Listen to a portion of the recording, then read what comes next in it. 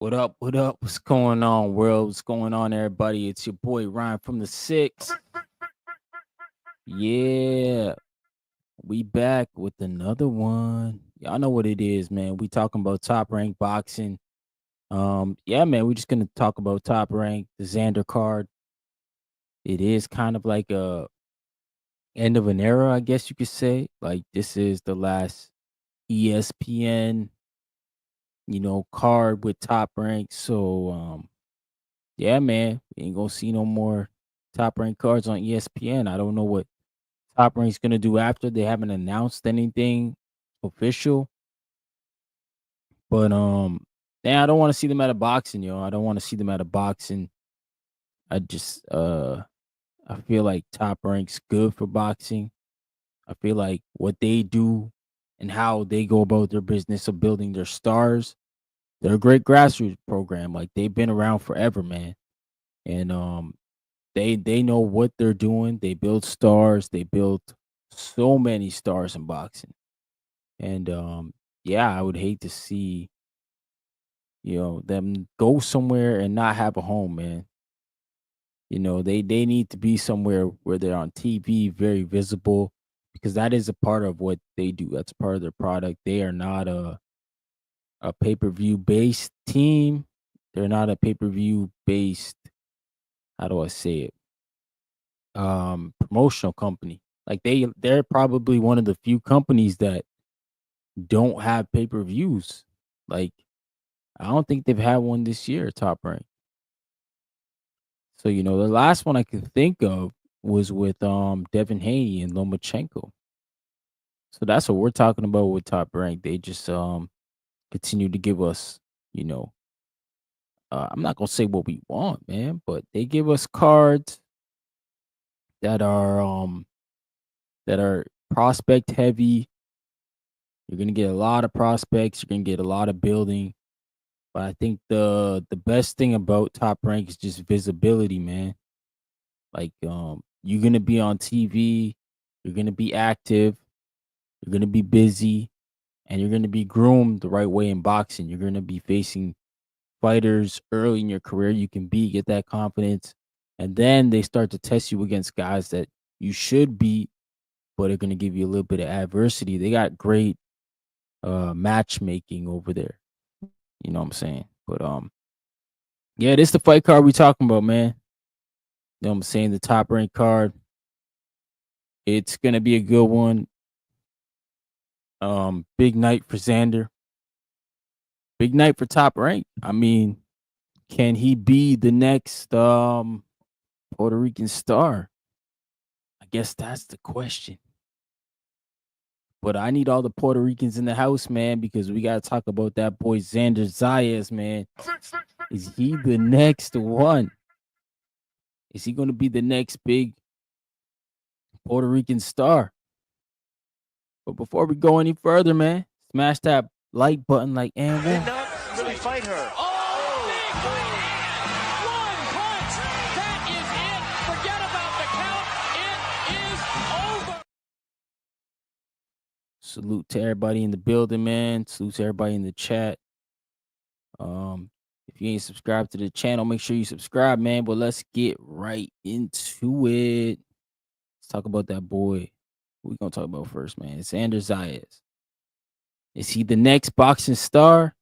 He is in a hot division. He's only, I think, 22 years old, 23, very young.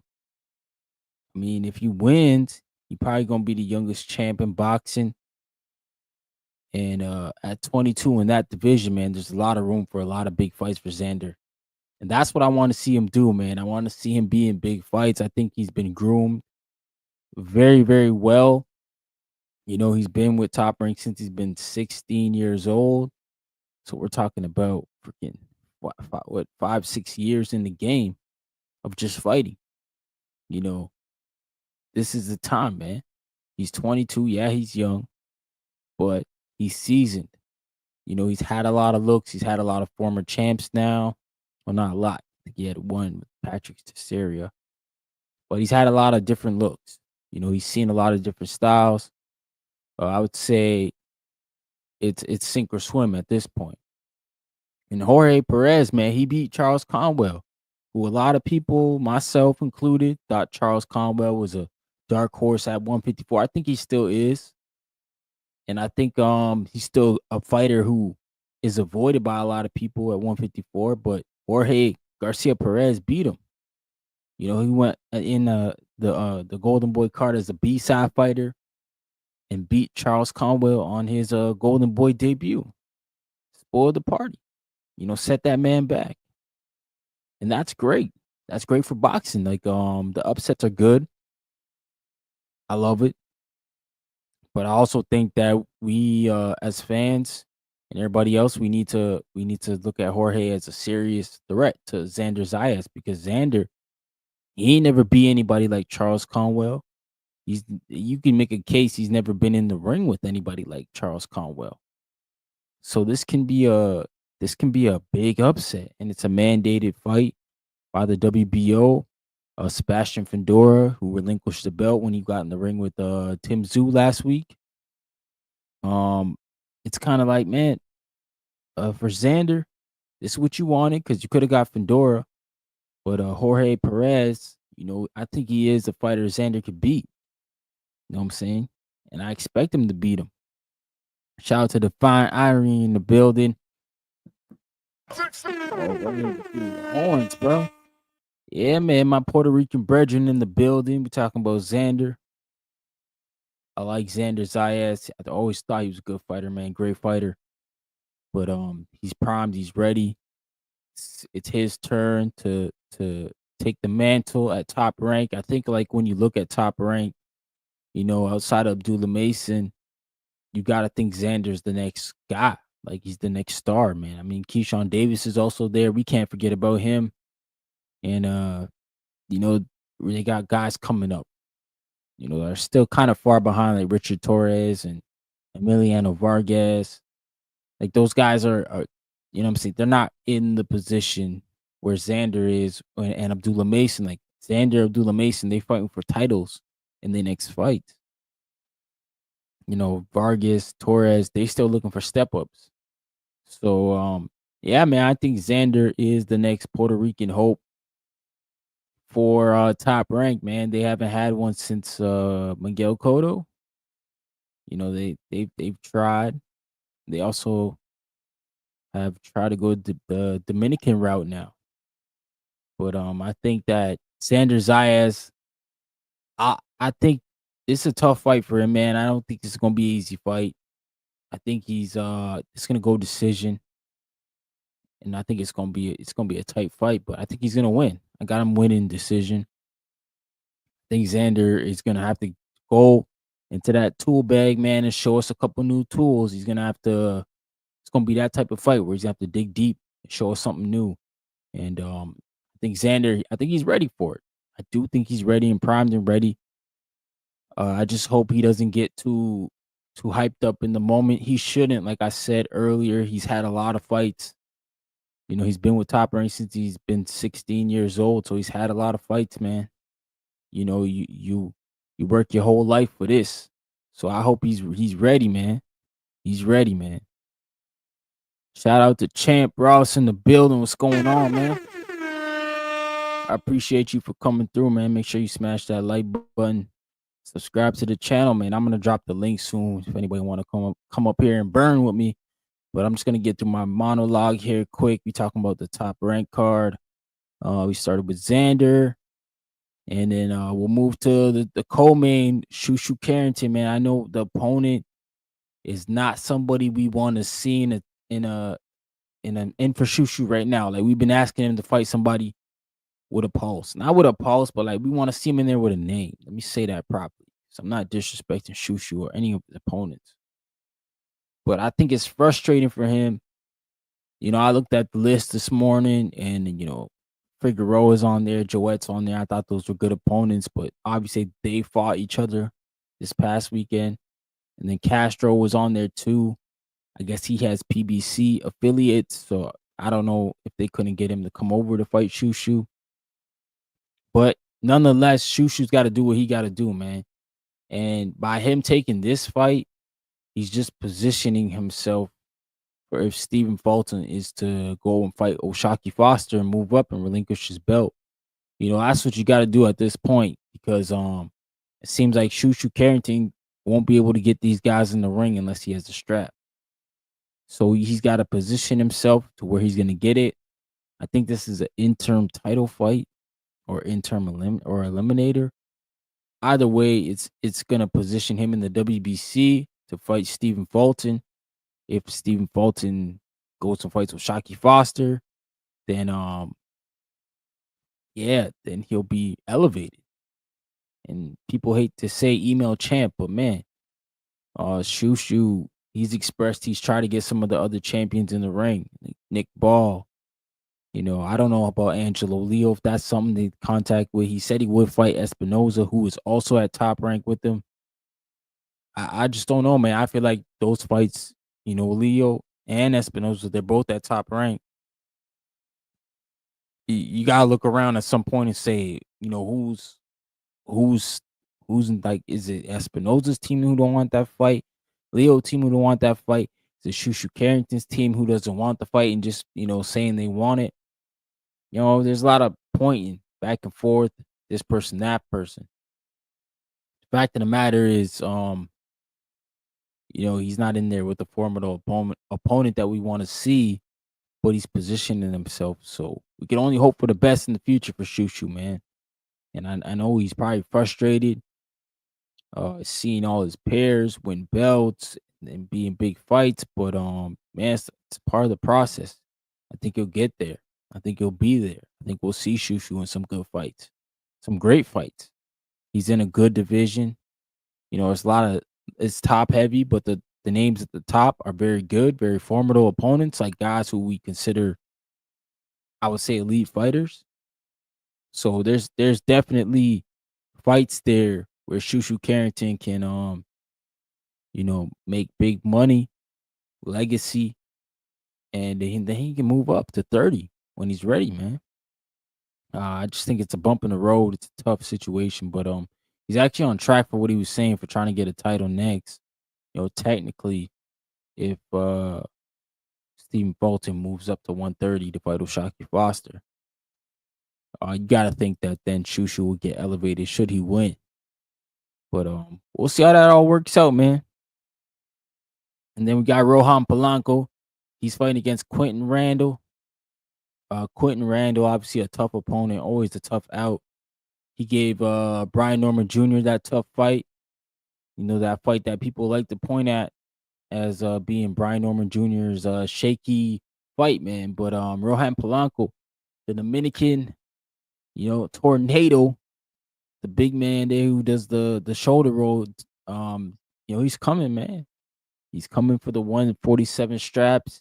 I think Rohan's in a division that's it's kind of lost right now. We don't know who the top is. Obviously, the consensus would say it's Brian Norman Jr. Well, I'm sure the Rolly fans have something to say about that. And the other two belts kind of like up in lingo, right? Mario Barrios, he didn't have a good performance against Pacquiao, so I think a lot of people think he's probably the weakest champ. And then the IBF is, it's up in the air. WBA is also up in the air because of Boots Ennis moving up to 154. So the 147 division is kind of in it's for the taking. It really is for the taking. And November 23rd, I think it is, Devin Haney and Brian Norman Jr., they can answer some questions about that division. If Brian Norman Jr. can go in that fight and stop Haney, then the consensus will be it's his division to lose, 147. But shoot, if Devin Haney goes in there and outboxes Norman Jr., then I think they have a rematch clause for Norman, so it'd probably be another fight that's ran back. But Rohan Polanco can definitely make a statement. If he can come in here and just look good against Quentin Randall, he doesn't have to stop him, in my opinion.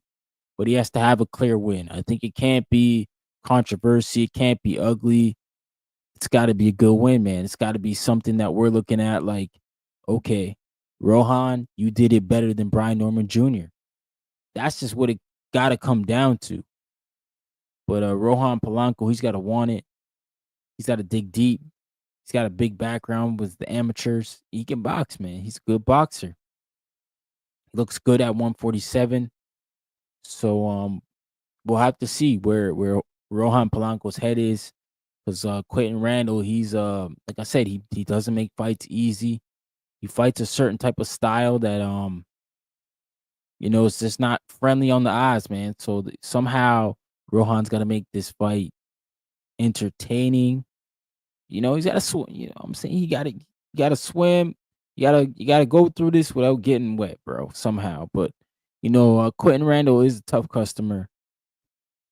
I'm not gonna put nothing past Rohan. This is a step up fight for him, and if he could look good, it could probably put him in position to get some title fights.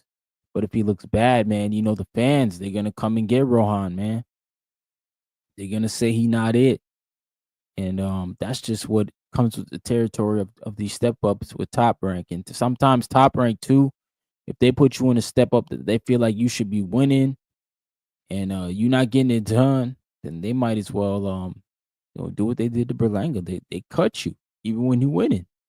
Just because, they feel like there's probably like you've tapped out on your ceiling, man. So we don't want to invest in you no more. And that's what they do. They got a program over there that they run. And they run a tight ship, man. So shout out to Top Rank. But if you on X Spaces, man, make sure you repost the stream. You on YouTube, make sure you smash that like button, man. Know what it is. Smash that like and Let me fight her. Oh, big right. One punch. That is it. Forget about the count. It is over. before we get to the next topic, man, shout out to that man Usyk, man. Shout out to my man LA in the building. What's going on, broski? Brad Goodman knows what he's looking at. Yeah, that's the one of the matchmakers over at Top Rank. He does a terrific job, Brad Goodman. He's one of them ones, man. He does a good job. But yeah, man, shout out to Usyk, yo. Stopping Dubois. But then I saw a video. This goofy Dubois dude partying before the fight. I said, bro, these guys, they don't be playing with the full deck sometimes, I swear. Like, so y'all got the fight, they got the bag, and then literally fuck the bag up. Because like if Dubois go in there and beat Usyk, then he the bag man. He getting all the bags that Usyk was got, the 100 mil here, the 100 mil there, the Tyson Fury fight. I don't know, man. They happy just making whatever they made, 70 mil. I mean, it is a lot of money. But I mean, wouldn't you always think big picture? Like, I can get more if I beat this dude. Now my 70 turn into 114. And my 114 could turn into 134 if I beat him in the rematch. I don't know, man. And I guess just partying. They just happy to just be here. Maybe I think it's that mentality. Like, yo, we made it here. We just happy. But I don't know. Like Dubois went out like a sucker too. Like this dude just got up and walked. Like no staggering. And like people saying he quit. And I'm just like, man, I can't say that because I don't know what it feel like to be punched by Usyk. Because I know what I saw Usyk do to Tyson Fury, who ain't never been stopped. I'm trying to tell you that referee, when he stopped and gave Fury that count while he was standing, he saved that man, bro. Because Usyk was about to put him out, put him to sleep. So he had that dude out on his feet, man. My man went from pillar to post around the hole. He touched all four corners trying to get his balance. So I mean, Usyk got power. He obviously got power because Tyson Fury never steamrolled him. And Dubois quit the first fight. Yeah, he had the controversial body shot. But my man Dubois didn't even attempt to go to the body.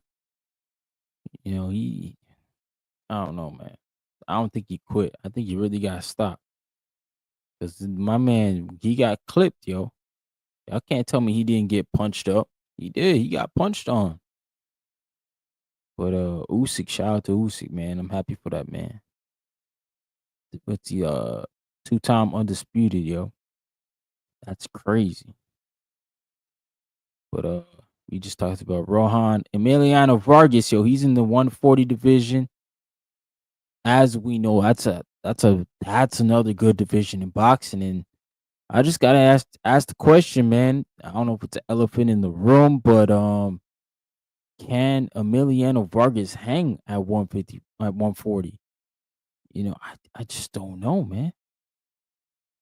Like, let me just look at the top 140s, just the rings top 140s right now.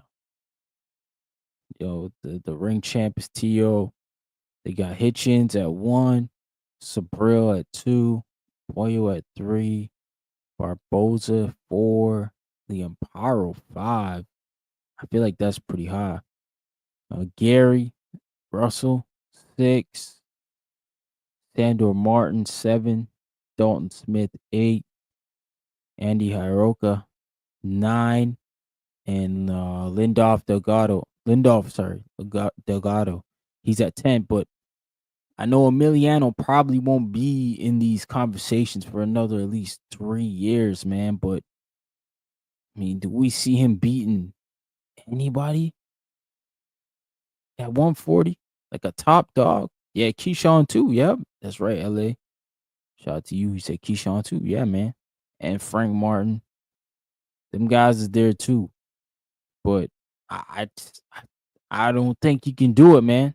Emiliano Vargas, I don't know. I gotta see. I gotta see. I don't I don't think he can beat those guys. And I'm trying not to be disrespectful, y'all. I just don't think that like that division is full of killers, man. Yeah, yeah, yeah, yeah, Ellie. That's what I'm looking at, bro. Like these dudes just like it ain't even like all the champs. Andy Hiroka, my man is he got 19 KOs, 24 wins. Like dude's a puncher. Liam Pyro, he got he not really a puncher, but then Sabril Matias, he had 22 KOs out of 23 wins. Dalton Smith does have 13 KOs out of 18. So I mean, these dudes is punching. And then Keyshawn's there and Frank's there, like just to add in the mix. So I mean, I think Emiliano Vargas, I'm telling y'all, Top Rank knows that. They see that list. They like, bro, you're not even close to being ready for that. We're gonna sit back for a bit. You're gonna keep building your name.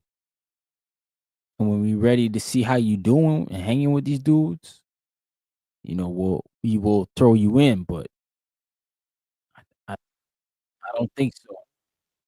I don't think they're gonna do it anytime soon because yeah, it's just one of them things, man, that like the division's just crowded and there's just a lot of good fighters right now for him at this point. But I do think he'll get there.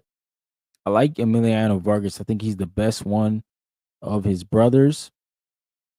I do think he'll get there, man. I don't think it's not a long shot, man. He'll get there, but I think at the same time he's gotta how do I say it, man? He's gotta give us something to be excited about, but it's tough, man, because they matchmaking him a certain way. They got him going a certain way, man. They just do. And obviously it's not in my opinion, I'm not gonna say the best way, but it's he's not fighting the guys who want to see him fight, man. It is what it is. But he just got here. He's another dude who's young. I'm not holding him to the fire because he's a very young guy. And we just want to see him obviously level up, man. Plus guys at 35 who might move up. Yeah, man. I mean Abdullah Mason, Raymond Mulataya, Schofield. Yeah, the dude's at 35. But you gotta hope in 3 to 4 years, he's ready, man. He's ready. You gotta hope he's a prime 140 ready because I don't think he'll be ready for 147. He's not like a huge kid. So we'll have to see how this all works out for him, man. I like him, but like I said, but I just don't think he's ready. But hey, we'll see, man. We'll see what they could do, what Top Rank could do. Um, they work wonders, man. They don't really waste opportunities too much. You know what I'm saying? Like they don't keep you around just for you to fight. They'll drop you if they don't feel like you progressing. So we just gotta hope he sticks to the plan and progresses through the situation. But yeah, this is the Top Rank main card. Um, it's gonna be a good card, man. I'm excited for Xander, man. I think he's a good fighter. I think it's time for him to show the world that Mr. Zayas, Xander Zayas, is the next Puerto Rican star, man. Shout out to my dude, Round One Sports Talk. What's going on, my guy? Round One in the building. Make sure y'all go check him out at his channel there. Round One Sports Talk. He do a little thing right now where he's doing fitness in the morning. So if y'all need somebody to motivate, like somebody get some motivation from, go hit up Round One, man. My man Edwin got all kind of energy for the morning. He'll make sure you guys is right, bro. You know what I'm saying? But yeah, that's the link, yo. If you guys want to jump in the chat, I'm sorry, in the on the panel and talk some boxing.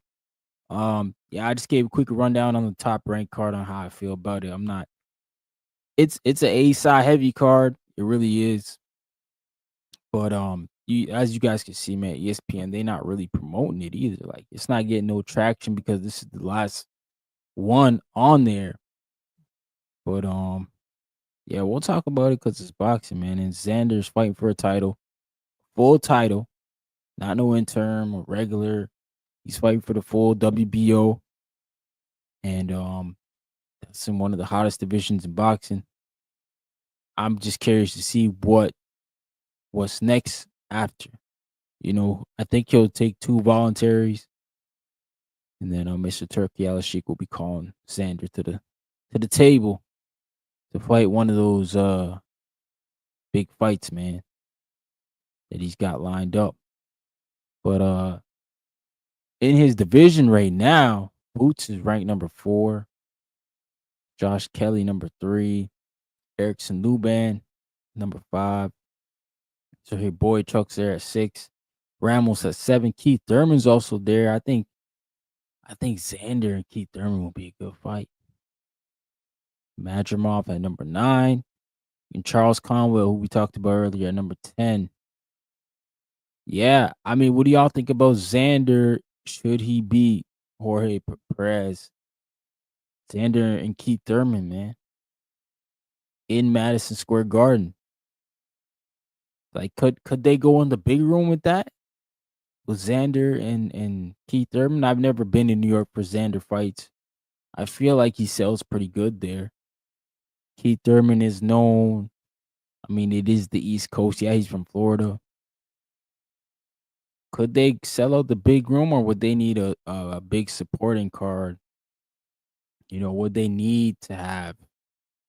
See, I don't even know what Top Rank situation with Teofimo Lopez is anymore. Like, is he even with them? And if not, man, like she's on the outside looking in now. So, you know, Turkey Sheik. I'm sure Turkey didn't take kindly to, Tio talking about his country, man. But yeah, I'd be curious to see how Xander and Keith Thurman, or if Boots is ready by then, by the time Xander has a few voluntaries, then do we go Jerron Ennis and Xander Riyadh season? I don't know, man. He still got to beat Jorge Perez, man. I'm not counting out Jorge Perez because my man Jorge, he beat Charles Conwell. So like, even if Jorge Perez beats Xander, y'all know how it is. Y'all know how it works, bro. I can guarantee y'all, Boots Ennis will be fighting Jorge Perez for the WBO title because Boots out here talking about he needs a tune up and all this other crazy stuff. When I think Boots can go right now into a Madrimov fight. You know, why not, man? They talked about Madrimov when Bud fought him. So I think like why not go take that fight? I think Madrimov is with Matchroom. So for Eddie, that's an easy in-house fight to make. Maybe he just doesn't want to sacrifice Madrimov. But I don't know. Madrimov, he's had 2 Riyadh season cards already. He had a main event against Crawford. He's probably made some good coin. I don't think Ramos fight moves the needle for Xander. I'm not being disrespectful. I'm just saying I think if Xander's gonna be defending that belt after a voluntary, it's got to be against somebody who's gonna move his stardom. Maybe Lubin, or you could try to get into the other sanctioning bodies, with different other guys, man. But we'll see, man. We'll see what Xander does. What's good? What's going on, Edwin? What's going on, brother? What's going on? How Not you much, doing? man. I see you got Xander, the Puerto Rican man. He's fighting this weekend. Yeah, I had to hop Big on for weekend. that. I had to hop on for that. Not a lot of people are talking about it right now, but get familiar with the name. These two guys are going in right now, and they're fighting for the WBO, which, I'm not sure if, how Sebastian Fedora feels like going back to get his belt back. Yeah. I think the plan was I'm spitballing here, right? Mhm. I think the plan was to vacate the belt, fight Tim Zoo because it was a much bigger marketable fight. So Right. sacrifice the belt for the bag because what happens is if Xander was to pull this off um, Mhm. for the New York for the Puerto Ricans, that'll be 6 Puerto Rican current champions. He'll be the youngest with a belt. It'll be a Right. unification. You'll be able to sell it better in a unification Right. uh, for the future, right? And like you said, he's in the theater right now in Madison Square Garden. Can he get to the big boy room? You know, Yeah. um, getting a belt, getting a belt is one of the ways he's gonna start his legacy because people are gonna start to know who he is as a champion. Um, and marketable wins. He's gonna need decent dancing partners. Ironically, I thought that Conwell would have gave Xander a run for his money, and I was scared of that fight. But here Yep. we go. Perez beats him, and now we're fighting the guy that beat him. Yep. But Exactly. stylistically, I think that the fight is a good fight. I think Conwell has a whole different style, but I really believe that um Perez here, Xander's style caters to him. I think Mhm. he's a better height than Conwell was. And I think he can mix it up pretty good. Now all we have to see, there's just one thing I gotta see. How he takes his punch. Yeah. Xander. How he take Yeah. 'Cause he's Perez's still young. shots. Yeah. He's Yeah. 22 years old. 22 years old, but I've seen, I even went back today. I was looking at some of his highlights and I was impressed of of the way of his delivery, his conviction to want to finish the guy, that real veracity of Mhm. looking for the knockout. He's been up in fights where he was dominating every round and he was still in the last round going after the knockout, and you could Right. see it. So it speaks to his pedigree. He's not in there to make friends. He's in there to try to achieve his dreams to become a world champion. Um, and I'm not gonna say that Perez has 4 losses. Does that speak to him? Because he knows how to lose. He's been in some tight situations. What does he have? 3 split decisions and 1 UD. So Yeah. those Tight fights were fights. close. Yeah, those Mhm. was 3 split. Yeah, they were close fights. So the man can fight. He's never been stopped. He's never been knocked out. Neither has Xander, young Xander here. And I think that the card is a good card. And I think some of these young men really need to start stepping up in this level. You know, um, Yep. you were talking about the Vargas there, and you know, his brothers and stuff, and look at Bruce Carrington fighting on the card, right? Yeah. Yeah. And and I think it's time for us to start seeing Bruce Carrington like really like lock in some of these guys at the top spot in the top 10, and really making his mark, his claim for one of these belts. So I there, agree. yeah, there's a lot of good fights though on this card, little sneaky fights, but I Mm-hmm. like the young kids. You know why I like it? Because they're like their first day on the job, and they're trying to impress you. Yeah, So exactly. they're going out there and they banging, they Yeah, fighting. they're going You for know, it. they're going for it because they want to show, I'm the next thing, or So I like the young guys when they do go out, because you never know what you can get. So yeah, I think that this car is okay. I think I like it. Um, Closing up the contract with ESPN, I'm not gonna debate nobody whether they could have put a better card together. If you're cutting ties, you're cutting ties. Why? You know what I mean? Just Yeah, put a exactly. just put a card that means a little something for some of your guys. Get some of your guys, a little notoriety in a pretty good moment, and this is one of those. So, I don't know where Top Rank goes from here, and I don't know where T.O. signed to. I have no idea. Yeah. That dude uncut so many bridges. Like, I was about to ask you, where's Nah, I don't T.O. at? even. Yeah, I don't even know, and it sounds to me like Oscar tried to offer him some sort of Right, deal too, but like right, I don't even know, man, if even Oscar can help this dude at this point. right. I mean, I've seen him bouncing around gym. I seen him in Floyd Mayweather's gym. I seen him in the Vargas camp. I seen him, you know, he's been everywhere. Tio. So it looks like he's running out of opportunities here, and he, how many times are you gonna put your foot in your mouth, kid?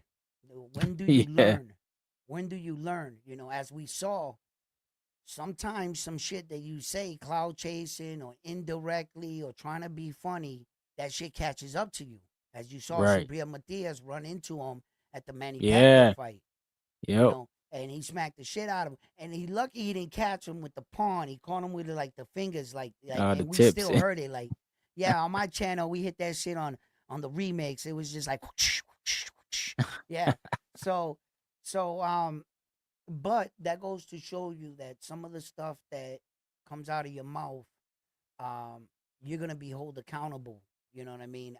There was a time where Terrence Crawford had him hemmed up. He Mhm. Tio was shook, Oh, but yeah, yeah, yeah. yeah, Terrence did it on a level that I understood.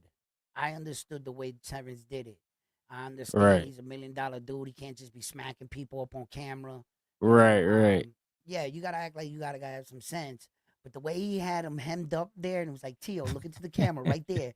Hey, yo, Tio Tell was like, them, what yeah. camera? That one right there. Yeah, Yeah, yeah. yo, he was shook. He was shook, and we respected it, but the large community wanted him to be smacked for it. Let me just come out and say it, right? For the shit that came out of his mouth. And when Subriel did it, he was like everybody's hero. He was like Mm. enemy, and how's the saying go? Enemy of my enemy is my friend.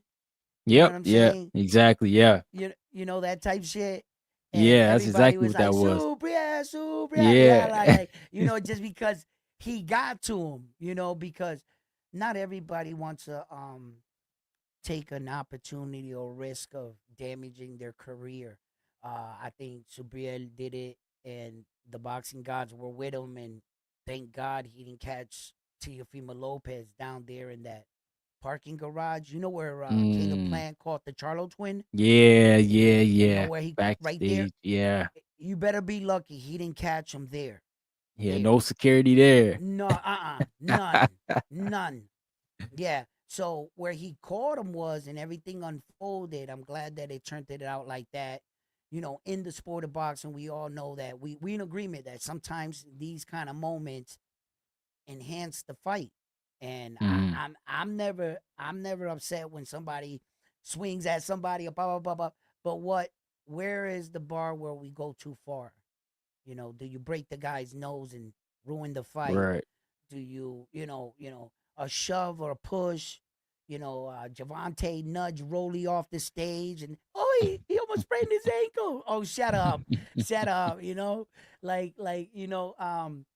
I saw Terrence Crawford swing at Jose Benavidez, Yeah, he and did. Jose was Yep. like, phew, he did the Matrix. He's like, phew, right? Yep. So, like, I've seen like interesting situations, but you don't ever want them to get out of control, and Right. then like charges start being filed and shit. But You know what I yeah, mean? that's what can lead to, man. Yeah, Or like you yeah, said, injuries, and then now the fight's off.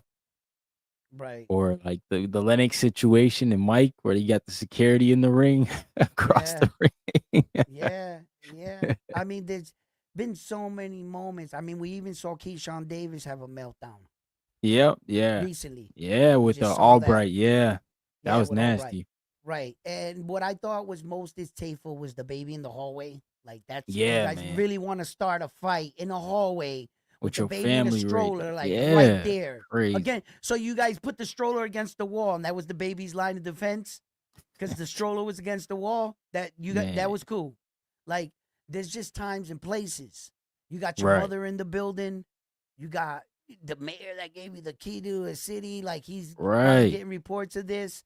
Like, they just named some like a street or something, a holiday or a weekend after your family. Your family names going up there like this, and in Right. one night, and in one, you Yeah, like, you spoiled that, man. you I know what mean, I it was mean? bad So already. You couldn't fight, and then you yeah, just added the fuel to the that's fire, crazy. man. So how far is too far? Yeah, but yeah, man, I'm in agreement, man. I think Teofimo Lopez, he's done this to himself, so I don't feel bad for him no more. I used to feel Right, bad for right, him, but now I'm right. like, nah, man. Like you've ended it with Turkey, man, and Turkey was probably like he shouldn't even reach out to you, but he did. He clearly showed the world that he's a forgiving guy because Yeah, you had not one, but you said multiple things about Turkey, and he still let you fight on that New York card, and yeah, he still paid you handsomely, the most money you ever got, and yeah, you still talk like you just respected that man's country, which you went too far, man. yeah. It's it's sad, but it's the reality of this sport, right? Once again, I'm not giving Tio a pass here, guys. I'm not giving him a pass. But let's be honest. Sometimes when you ask these boxers to say things or how do you feel about this, just remember you're talking to a boxer. You know, Yeah, they're not different. always the sharpest knife in the drawer. Their job is to get punched in the face. So that should tell Hmm. you a lot right there. That's at least 30%. You know, most of the boxers, they can't read or write. That's why they fight. Yeah, Okay. They don't know the most sensible thing to say, the most honorable thing to always say, the right thing. Shit. Tyson said, "I want to eat your babies." You know, yeah, man, that was I wild. mean, listen, they're boxers. They are boxers. I don't hold them all the time, but Tio's just an habitual line stepper. He's just an habitual. He gets out of one situation with his mouth, and a little bit he gets in another one. Then he gets Hmm. in another one. Then he gets and then after Sabria smacks him, a large part of my Latin community was referencing in the chat and on the channel, why don't we Hmm. send Tio a box of bananas and see how he like it right now. Right, yeah, Send it to his and then film it. You know what I'm saying? yep, And like put a little note in it, you know? And there was a point in time where I felt like you. I remember them all trolling Tio, all getting on him, going through his divorce. I remember the names they called him. When he lashed out, I understood why. I didn't consider Tio Fimo Lopez a racist, Mhm. like a racist like that. I just think that he was trying to say hurtful things to the people that said hurtful things while he was going through his most hurtful time.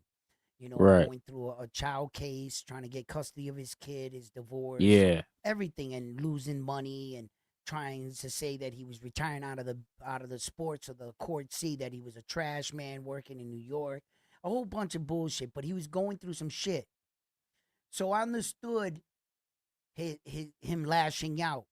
But Mhm. we're far from that now. Where did your lashing out go and say, oh, Puerto Rican fighters? There's never been a Puerto Rican fighter that's good. They're all suck. Yeah. All this They're blah, blah, blah. crazy stuff. And you just hopped on out of one frying pan and jumped in the other frying pan. And then you went from that frying pan and you went to the one that was supporting you probably the most, Turkey. Mhm. And at this point, I'm just like, bro, you're just stupid, bro.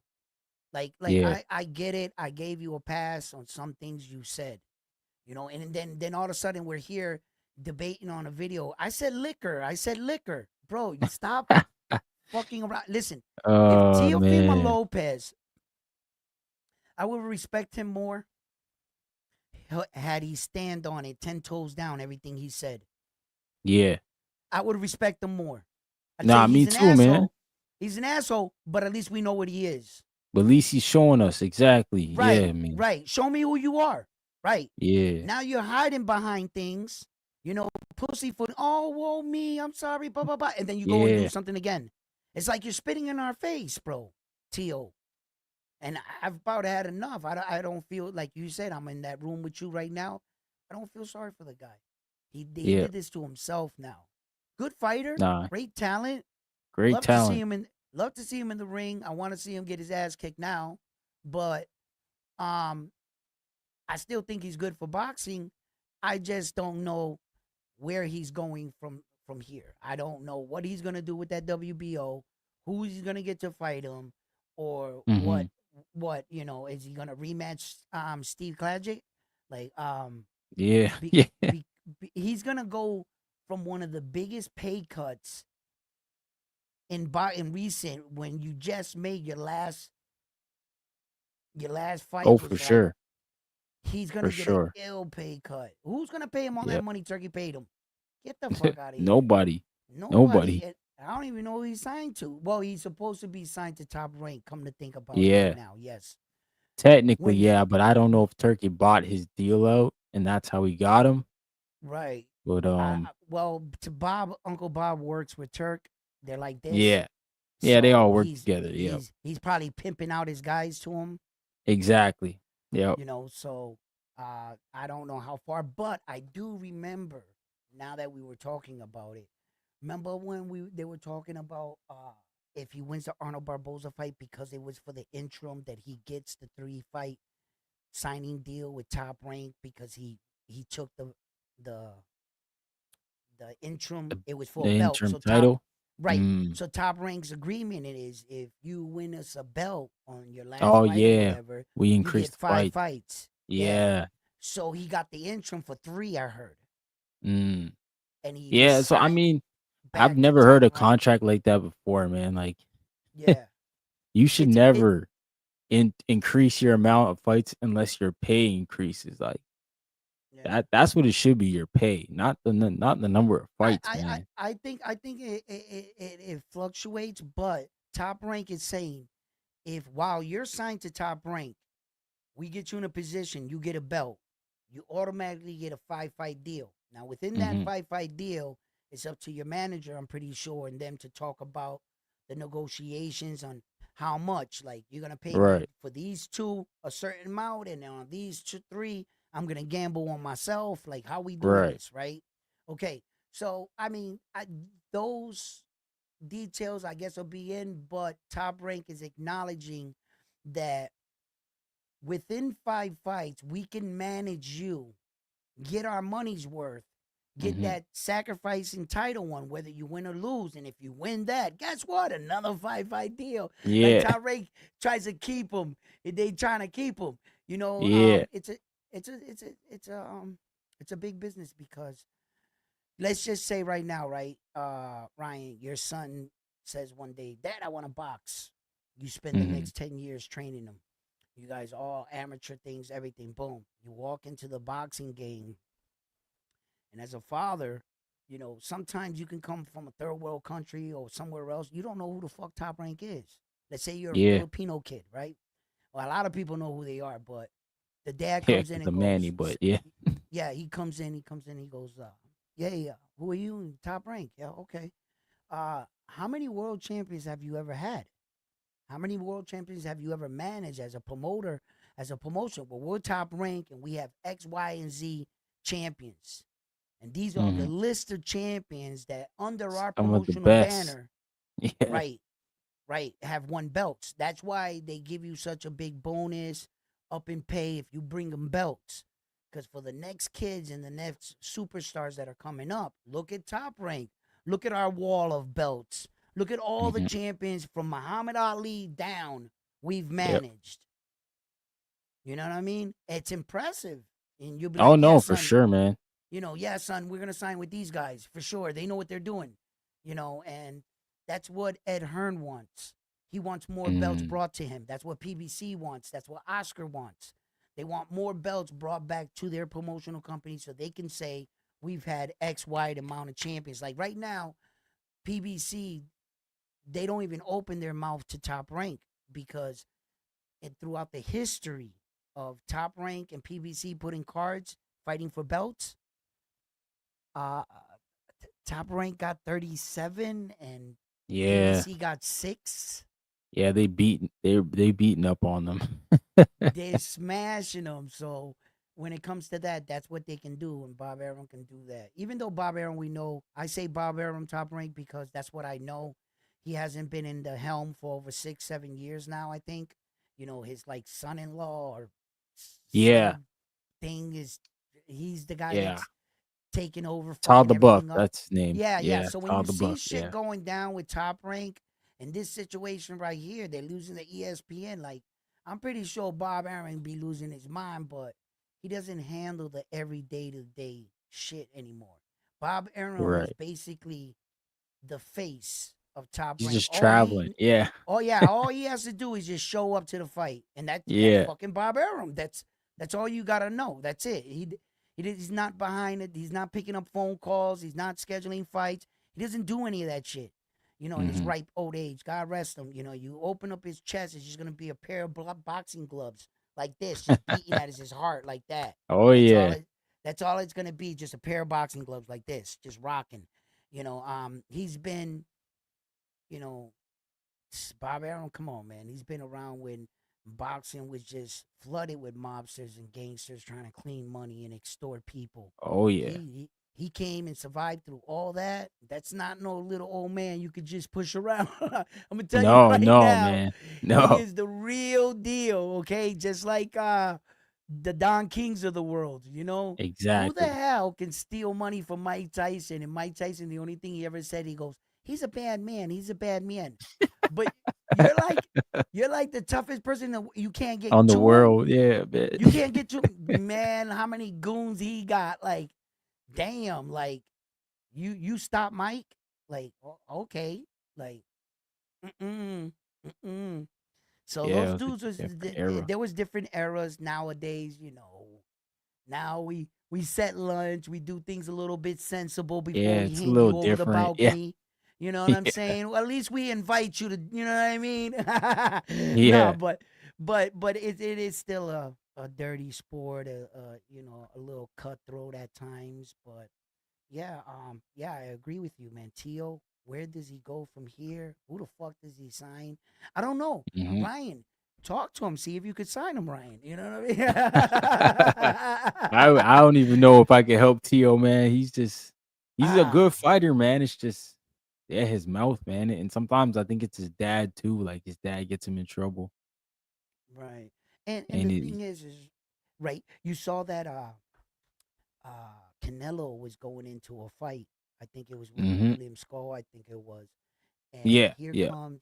here comes Teal wanting to get in the camp. They kicked him out. Right. Yeah. And a lot of people speculated why. And I don't know if this be true or anything, but I think it's more because of the distractions that Tio brings. Oh It's yeah, for not so sure. it's not so much working with him. Is that Eddie Renosa and them? They already got heat on them for a lot of guys testing Yeah, on the exactly. serum, right? Then you got this dude on top of that bringing race and people calling you a racist online and hmm stuff. Tio, there's people that are calling you a racist. Yeah, Although it's my opinion, I don't really think you are one, but there's people that I don't care. He said it. That's it. Those yeah, yeah. stubborn You giving them people, some reason to say it, man. Yeah, right? Those are the sure. type of people, right? In the world, you ever notice they never want to give anybody the benefit of the doubt, but Right. only them, Yeah, yeah. When it comes to right? them, though. When it comes to the yeah, right. No. This is the he said it and let them have an accident one day in a supermarket and say, "You Right. fucking you ninja." And it just Yep. comes out, right? And then Yeah. it's like, "No, I'm not a racist." But hold up. You're ready to freaking put Tio on the cross, hang him later, light Yeah. him on fire, put the scarlet letters, burn it to his chest. You know what I mean? And it's like Yep. a lot of people, what, you never wanted a second chance or a third chance or a fourth chance in life? You've never fucked up in your life that much opportunities that you try to you never said anything you out of anger. You never said anything to a girl, like, you know what I'm saying? Like, I don't Yeah. care if you caught her with an Asian dude and you yelled out, ba, ba, ba, ba, X, Y, and Z, rice. And it's what? And it's like, yo, in the heat of the moment, sometimes we're not conscious of the words we're saying rather than the malice and the hurt we want to say with our words towards that individual. Right. I want to No, that's hurt you with facts, my man. words. I want to hurt you with my words because I don't want to smack you, but my brain didn't calculate all the words through. You know what I'm saying? And it's like having that argument or whatever with your girl or whatever. Me anyway, I'm speaking with me and my girl, right? Right. But hmm she can say the most foul shit to me, right? And all I gotta say is one time, you looked ugly in that dress the other night. That was it. Oh Listen, shoot. listen. Let me tell you something, right? She'll remember that for 2 weeks. You She right. won't remember the asshole she called me, the son of a bitch, all the nasty words. She hmm don't, you know what I'm saying? I'm a loser. I'm this. I'm that. I didn't take out the trash one time. I never do anything. You know what I mean? All I have to say is that one time, you look bad at it. It's like that. And sometimes people taking what Tio said, they're taking it like that. They're really taking it to literal. But hey, however you feel Yeah. on your stance, you feel on your stance. The only thing I advise, the only He said, "Pack I've them up." known Shout out to Let's Be Real, man.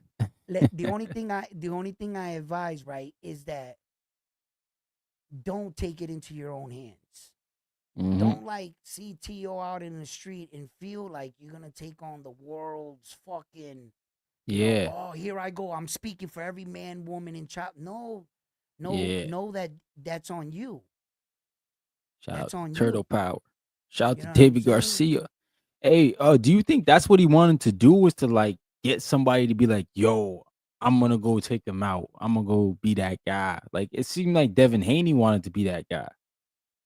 I wanted David Haney to be that guy, but remarkably, not a lot of people believe he was gonna get the job done, Yeah, and they which was backed out. interesting to me too. But Right. And as soon as they started talking about Devin Haney and Tio, then all of a sudden they didn't believe in Devin anymore.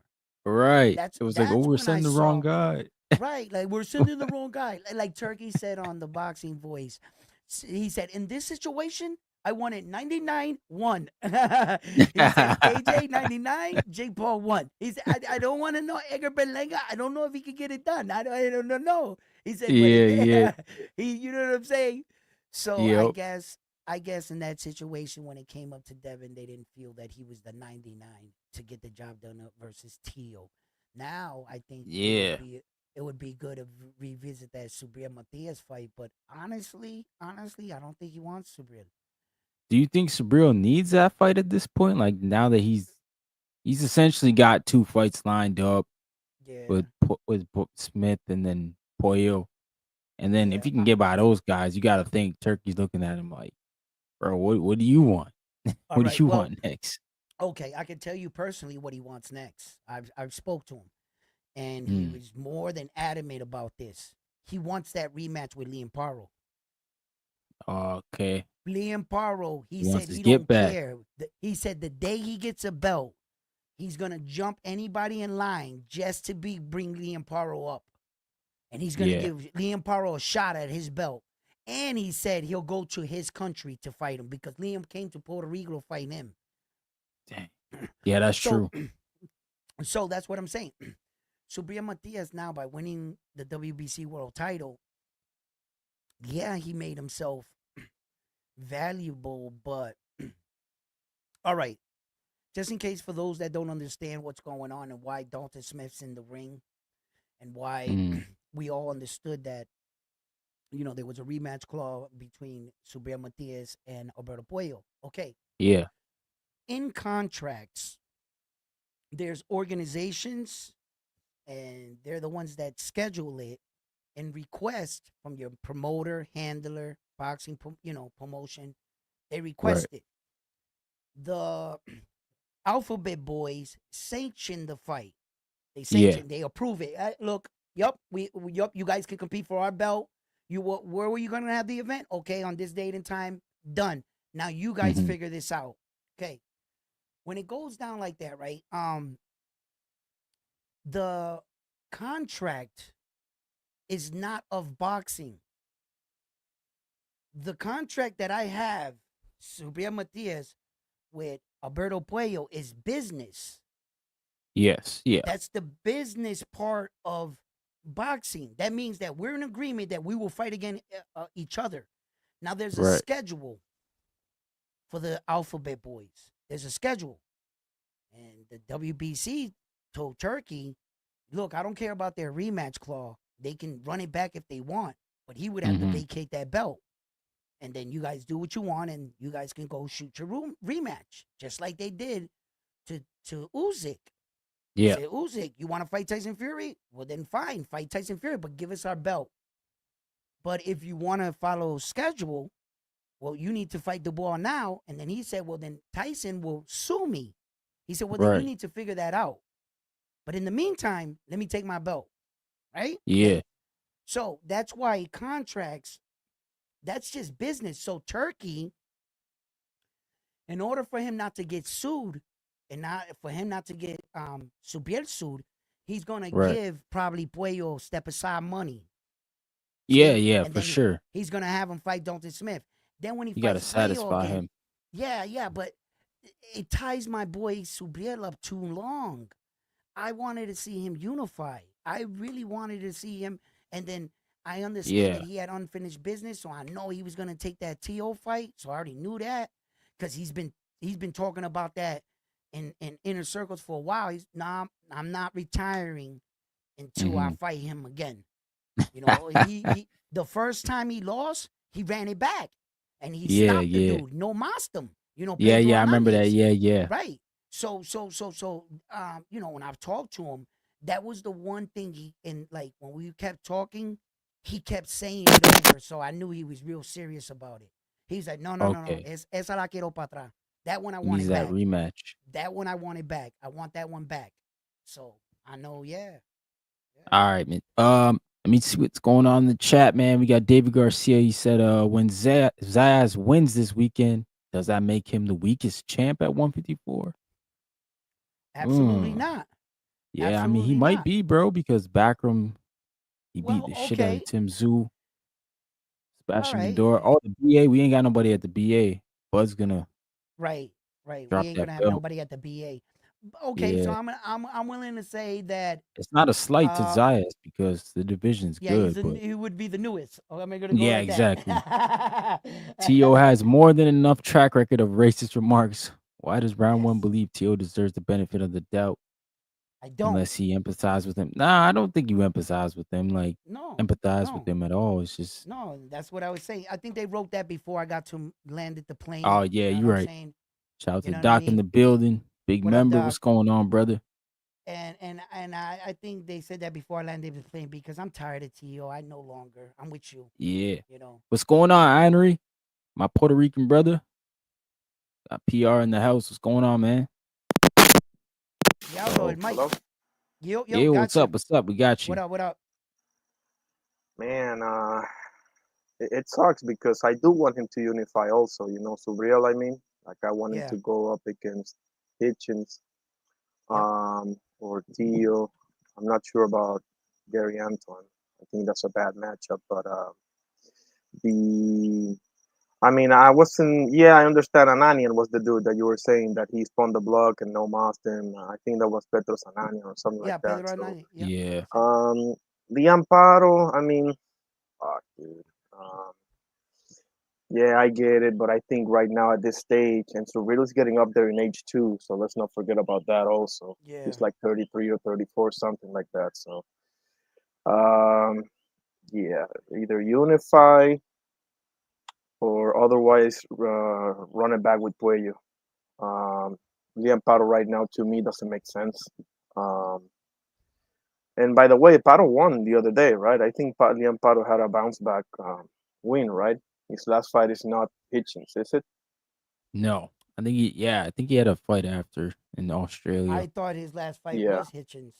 Did he? Did I he think have he a fought on bounce that back win? I Cambosis think he fought undercard, I'm pretty somebody. sure. I Was was gonna he? say that. I was just about to say like Paro Cambosos makes a lot of sense because they got beef anyway. Oh, So really?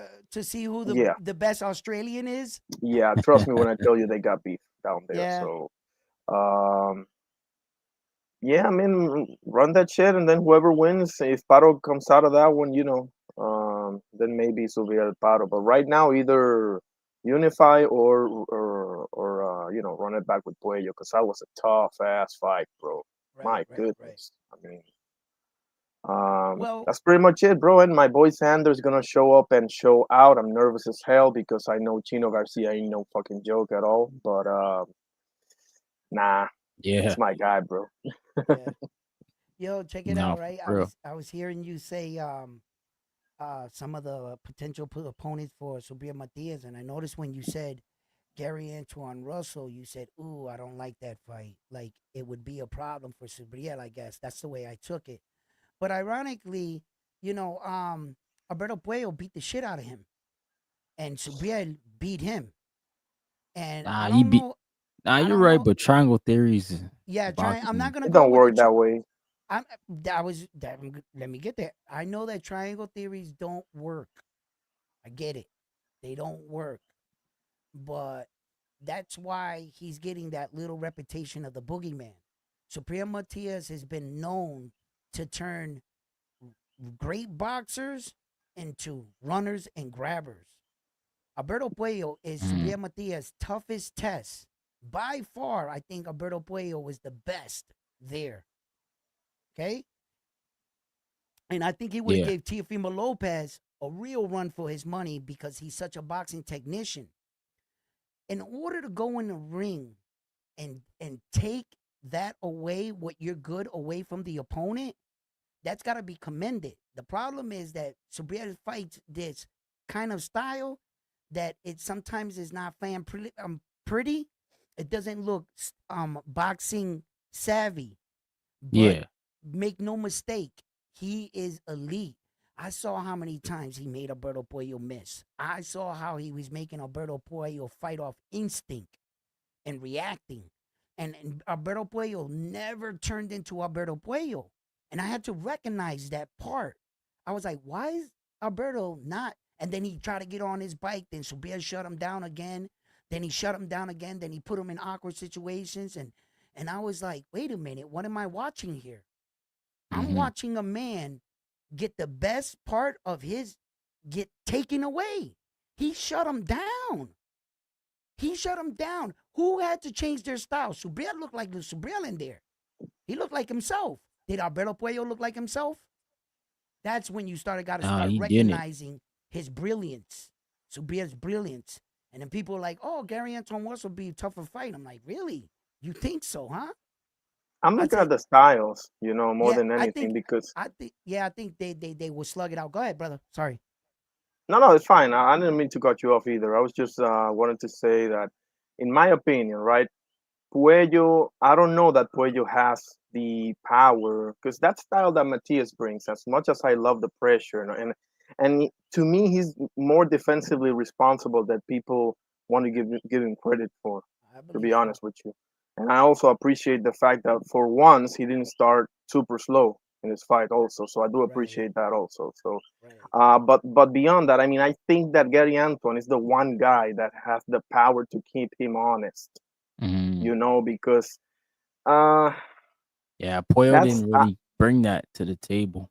yeah, and he didn't use his jab nearly as much as I or the corner wanted him to, because the corner was just basically begging him to use that lead hand more and this and that. But anyway, the Puello Gary Antoine Russell, that was a split decision. I had a Puello winning. I didn't think he beat Sandor Martin personally, but I do think he beat Russell. But anyway, that was a tough ass fight, and the Pollo Matias was a tough ass fight too. So props to Matias. He hit him with a million body shots. He kept him really uncomfortable, bro. You can tell by all the times that he held him and everything. So Mm-hmm. um, just stylistically, to me, a Richardson Hitchens is a way better matchup, in my opinion, or even a Tio, or even Puello too, rather than a Russell. To me, now I could be dead wrong here. Obviously, Mm-hmm. that's just my eyes. Matchup wise, if I could have my way, I would go Hitchens first, assuming the unifications are on the table, right? Because I don't think Right. Hitchens is scheduled to fight anybody yet. So Hitchens will be my first choice. If not Tio, if not, well, Russell is a unification too. So let's just fucking go for it. But just Right. stylistically speaking, from my standpoint, I think that's the best path for Subria. Obviously, who knows? Right. My thing. I honestly, if I just I'm gonna speak honest and shit, not being biased. I don't want to be able to fight Alberto Puello again. I don't. You don't give a boxer like that two cracks at you. You might be able to beat me once, but I think I could beat you twice, and I think they'll split. They're both great fighters. Um, but if like you said, I would take Richard Hitchison. Now, we all knew at once upon a time Richard Hitchison was the number one in the IBF, and he chose not to fight Subriel and put in the paperwork for the mandatory. He started saying that the weight, 10-pound rehydration clause, too much for him. And lo and behold, Yeah. look what he's the champion of now. Yeah, that was So crazy. yeah, I mean, he blatantly dug Subriel, like blatant, like you this, no, we can't get around that. So, like, as for those guys and stuff, in a perfect world, yes, I'll take Richard Hitchison or Teal, but the most interesting fights are Gary Antoine Russell and Alberto Puello again. Those are the most dangerous for him.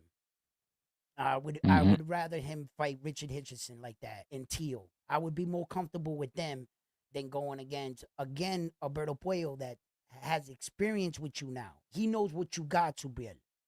Let's just be honest. What you're gonna get from Subriel, you're gonna get the same Subriel. Right. The one that gotta make the adjustments is Alberto Puello. I agree. He's the one that gotta make the adjustments. Yeah. So And I I I think he think can. yeah, And I I think he think like can. if I have a belt, I'm not going in the fight without a rematch clause. That's just that's just business, man. That's just Yeah. business. Smart man. Business. Smart man. Well, I guess the way it's been running, I really haven't paid attention to this. But somebody said it on my channel, and then I was like, I gotta really look this up. They said if you're a mandatory and you fight for the belt, they don't put in a rematch clause like that. But if you're a voluntary and you were like in the top 15, top 12, and I gave you a shot, well, then I want a rematch just in case because Yeah. you didn't deserve this shot. I'm giving it to you. So Right. I Yeah, want a that's the rematch theory behind it. in Yeah. like behind it, like type thing. Yeah. So I Yeah, don't and know. that's I don't know if kind of what that's Puello did for Spril. Like, Spril wasn't even really, I right. wouldn't say ranked, but like, he wasn't on that radar. He was at the time he was number He was 8 or number number one in the 6. IBF, wasn't he? Yes, he was number 1. He Yeah. fought the title eliminator to become the number 1 and to Richard Hitchison's newly acquired title. And then he was like number 6, number 8. And listen, okay, let's talk about facts. what Alberto Puello actually did. I tip my hat off to Alberto Puello because in actuality, he took away Subriel Matias' 100% knockout ratio. Yeah, he Whether did. Yeah. if his percentage against opponents he wins was 100% entering that match. Either he lost or he knocked you out or he stopped you. That was it with Subriel Matias. There was no other way. And he survived the Matias onslaught and he made it to the 12th round. So that right there in itself, okay, check. I know I can make it. I know I can take your punches. You know, what do I have to do? So, and then also, let's give him also credit. How many people were calling out Subriel? How many people were just giving that guy a title shot? Yeah, How that's many what I'm people were saying. Like lining he up just, yeah, to say, yo, dude, yeah, I'll fight for Alberto Puello to pick him, bro? I'm yeah. like, bro, hats off to you, brother. Like you trying to prove like you him. You know what I'm No, saying? because if he would have won, I was telling people like that would have been Gary he beat, then Sandor, and then Matias. Like Right. that's a That's That would have been great the that's gauntlet. 3-fight really win impressive. streak. Oh yeah. Yeah. Right. And do you think that talking about, giving people rematches and everything, do you think Gary Antoine Russell will get Roberto Puello a shot at that belt? That WBO? Probably not. Not the way the See what I'm PBC like. saying? See what is yeah. Yeah, not the way that they roll. But it sounded like Ryo got forced into that fight. I think he should, to be honest with you. I Whether he think will or not, I so. don't know, but I think But Russell I should. don't think they will. Something tells me not, and it's not the same. Some places like we talking about so BS should give him the rematch and shit like that. And I'm like, bro, take that win and hightail it, right, right, right, and I just move on to bigger things. But and then when you look at Gary Antoine Russell, now that Alberto Puello doesn't have a belt, like he's looking around, hey, what are you doing? And I don't think he'll give him a shot. I just don't see it. And then we're all like talking about you want to get it back in blood. Then he beat Hmm. you. Then you say you want to get it back. Here's your revenge. He's right there. He's available. He's available. He got no belt right now. He's available. It's not gonna happen. And I don't think it will. So What do you think Russell will end up doing? Well, he, uh he called out Hitchens, didn't he? I think he huh? did. Didn't he call out Hitchens? He says he wants a unification. Yeah, he doesn't have anything scheduled right now. Oh no, he's got to fight his mandatory Hiro Andy Oh, Andrew Hiroke. Hiroka. Yeah, that's Yeah. right. What am I talking about? Yes. Yeah, he got to Okay, fight okay. Andy. Yes, Yeah. yes, yes, yes. You're right. He has to fight him.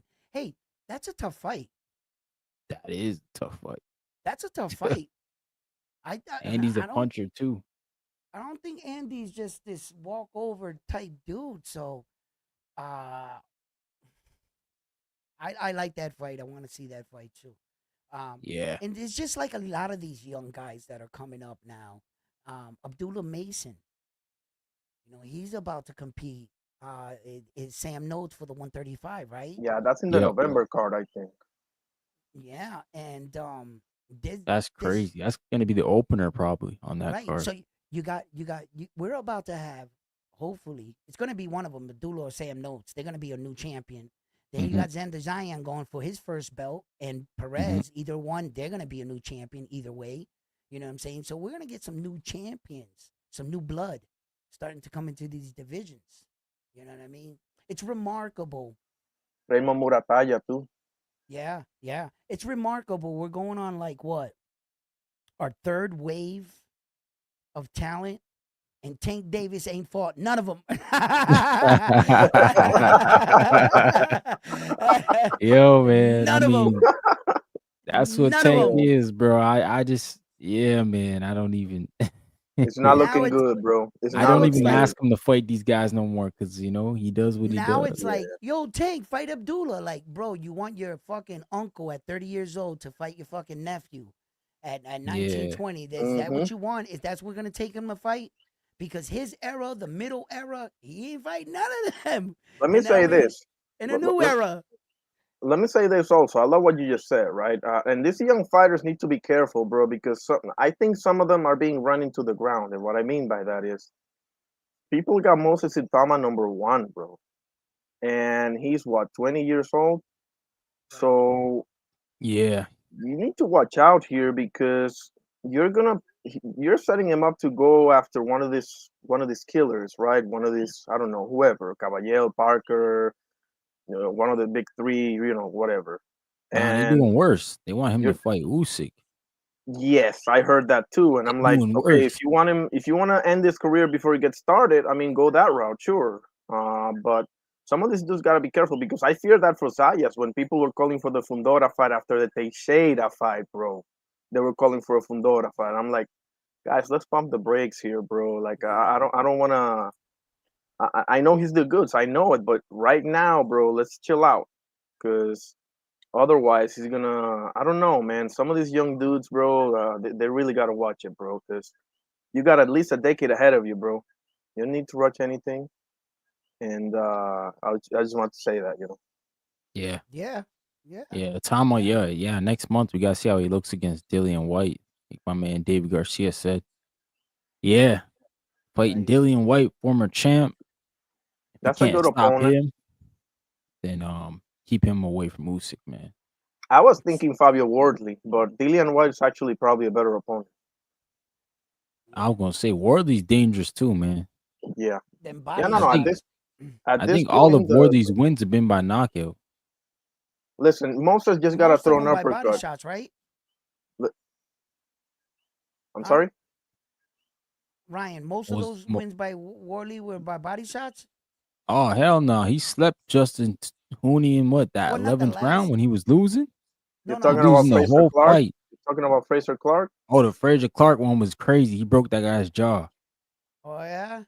Yeah, What he I'm busted his saying, but jaw, man. That was bad. Moses throw an uppercut, bro. You're gonna catch Dillian because Dillian can't get away from an uppercut to save his life. So To just throw save an his uppercut, life. bro. You'll hit him. To save his life.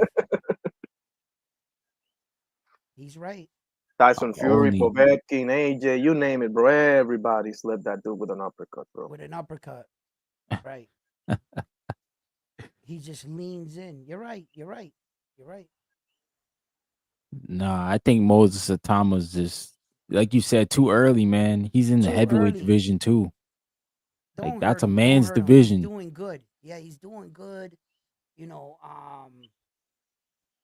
I don't know. I don't know when do you feel is too soon, when do you feel is too late. Same conversation I'm having with a lot of Puerto Rican guys with Xander.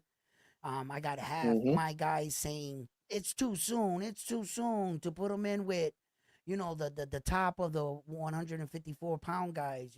Don't put him in there with, what's his? I want to call him Murderchov, the one that snapped Tim Zoo's jaw back. I call him Oh, Murdercheck, backroom. Yeah. backroom, right? So they're like, no, don't put him in with these guys. Don't put him in with Sebastian Fundora. Blah blah blah. And then you're sitting there and you're saying to yourself, when sink or swim, when hmm do you know what I'm saying? Like, I always say this and I stand on it. I'm gonna stand on it. The thing that separates Devin Haney from the rest of the guys that he came up with, he dared to be great early. He took chances early in his career. He Yeah, he flew did. out Yeah. to out there.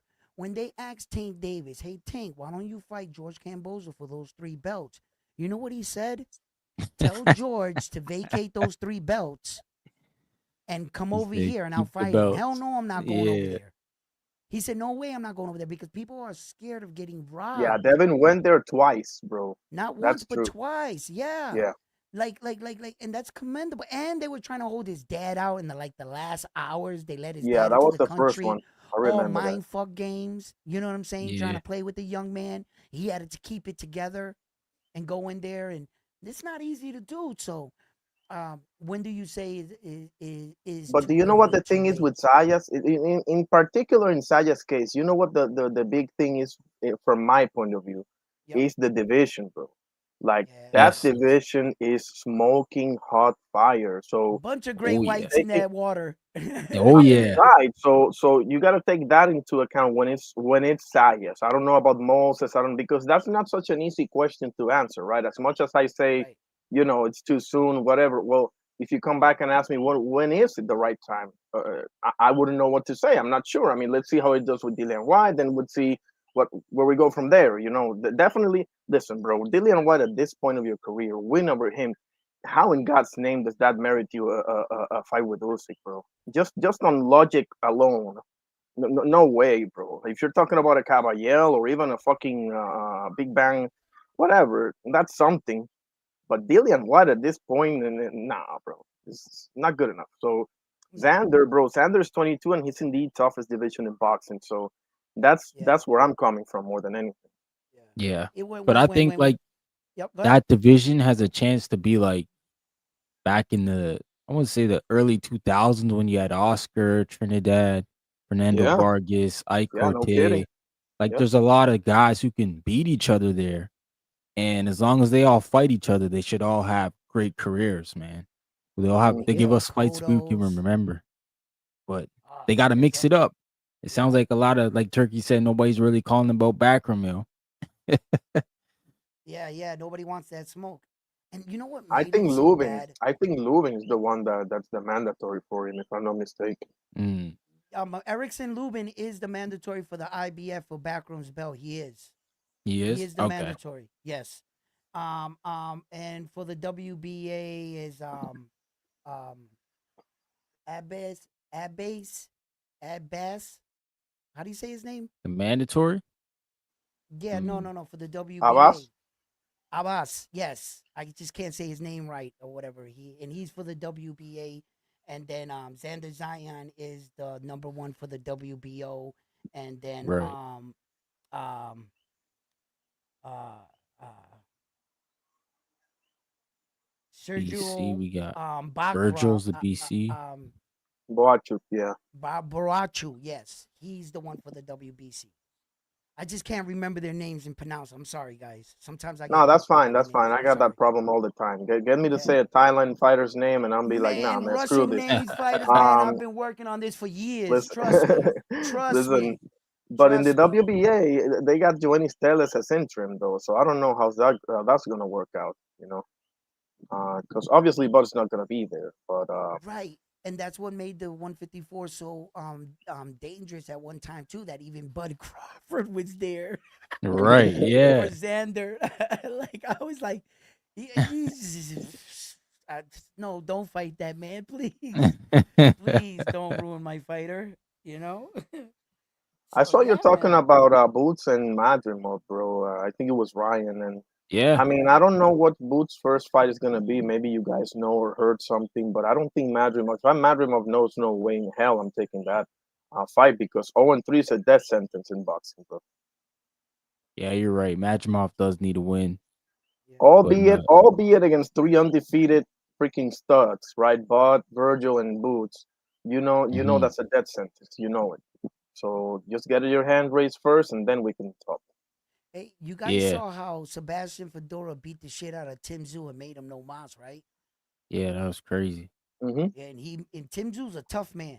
He's a tough kid. Yeah. He's that's not easy to do. And he obviously Sebastian Fundora got something behind those punches. He's punching downward at an angle. He still lacks that defense of watching the overhand shot. Tim Zoo Mhm. hit him with it a couple times. He just didn't have enough behind it to Yeah, I put don't think down he the. sat on those punches because yeah, Yeah, you're right. I mean, he's he hit him with a leaping. hook, and He's yeah, he didn't leaping. He's really. jumping forward. He's more Yeah, worried about getting hit than hitting him, and and right. and with good reason, bro. Right. Right, But yeah, right. He's like an You think that's octopus. the So he's like, Backroom fight that did that to him? no doubt, no doubt. Because I remember him from Tony Harrison and other opponents, and he was way more. Even Fundora, bro. He had that cut and whatever, but yeah, but he but was. but the Backroom fight made it so bad for me. Backroom came out and said, "Actually, guys, I was fighting with one hand because my other hand was broken, so I was Mm. fighting with a left hand. So I basically beat Bakram, him with one. holy Yeah, shit. yeah. He came out and said it. He said all I Yeah, I had think he was did one say hand in that, that yeah. fight. He said all I had was one hand, and he knocked out Tim Zoo with one hand. Okay, Yeah, he which whacked him. which added like you know what I'm saying to Tim Zoo's confidence. But the reason why I picked against Tim Zoo in that fight, the reason why I did was because what I saw occur. No matter if I saw a more engaging a little bit more frantic, Tim Tszyu with blood in his eye in the first fight. What I did see was him being more aggressive and hitting Sebastian Fundora with everything he had.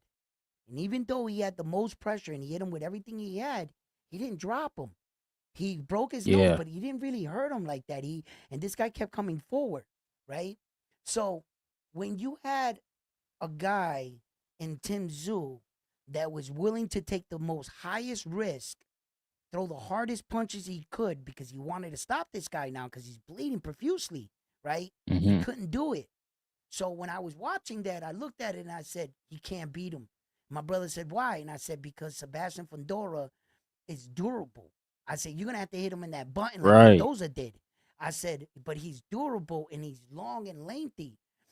And sure enough, went just like that. Boop, boop, boop. And I was like, man, but I think much taller fighters, like you're getting Perez at 6'1", Xander Zayas 5'11", 6 feet, right around there, because Yeah, that 5'10" rating, they took it when he was like 16.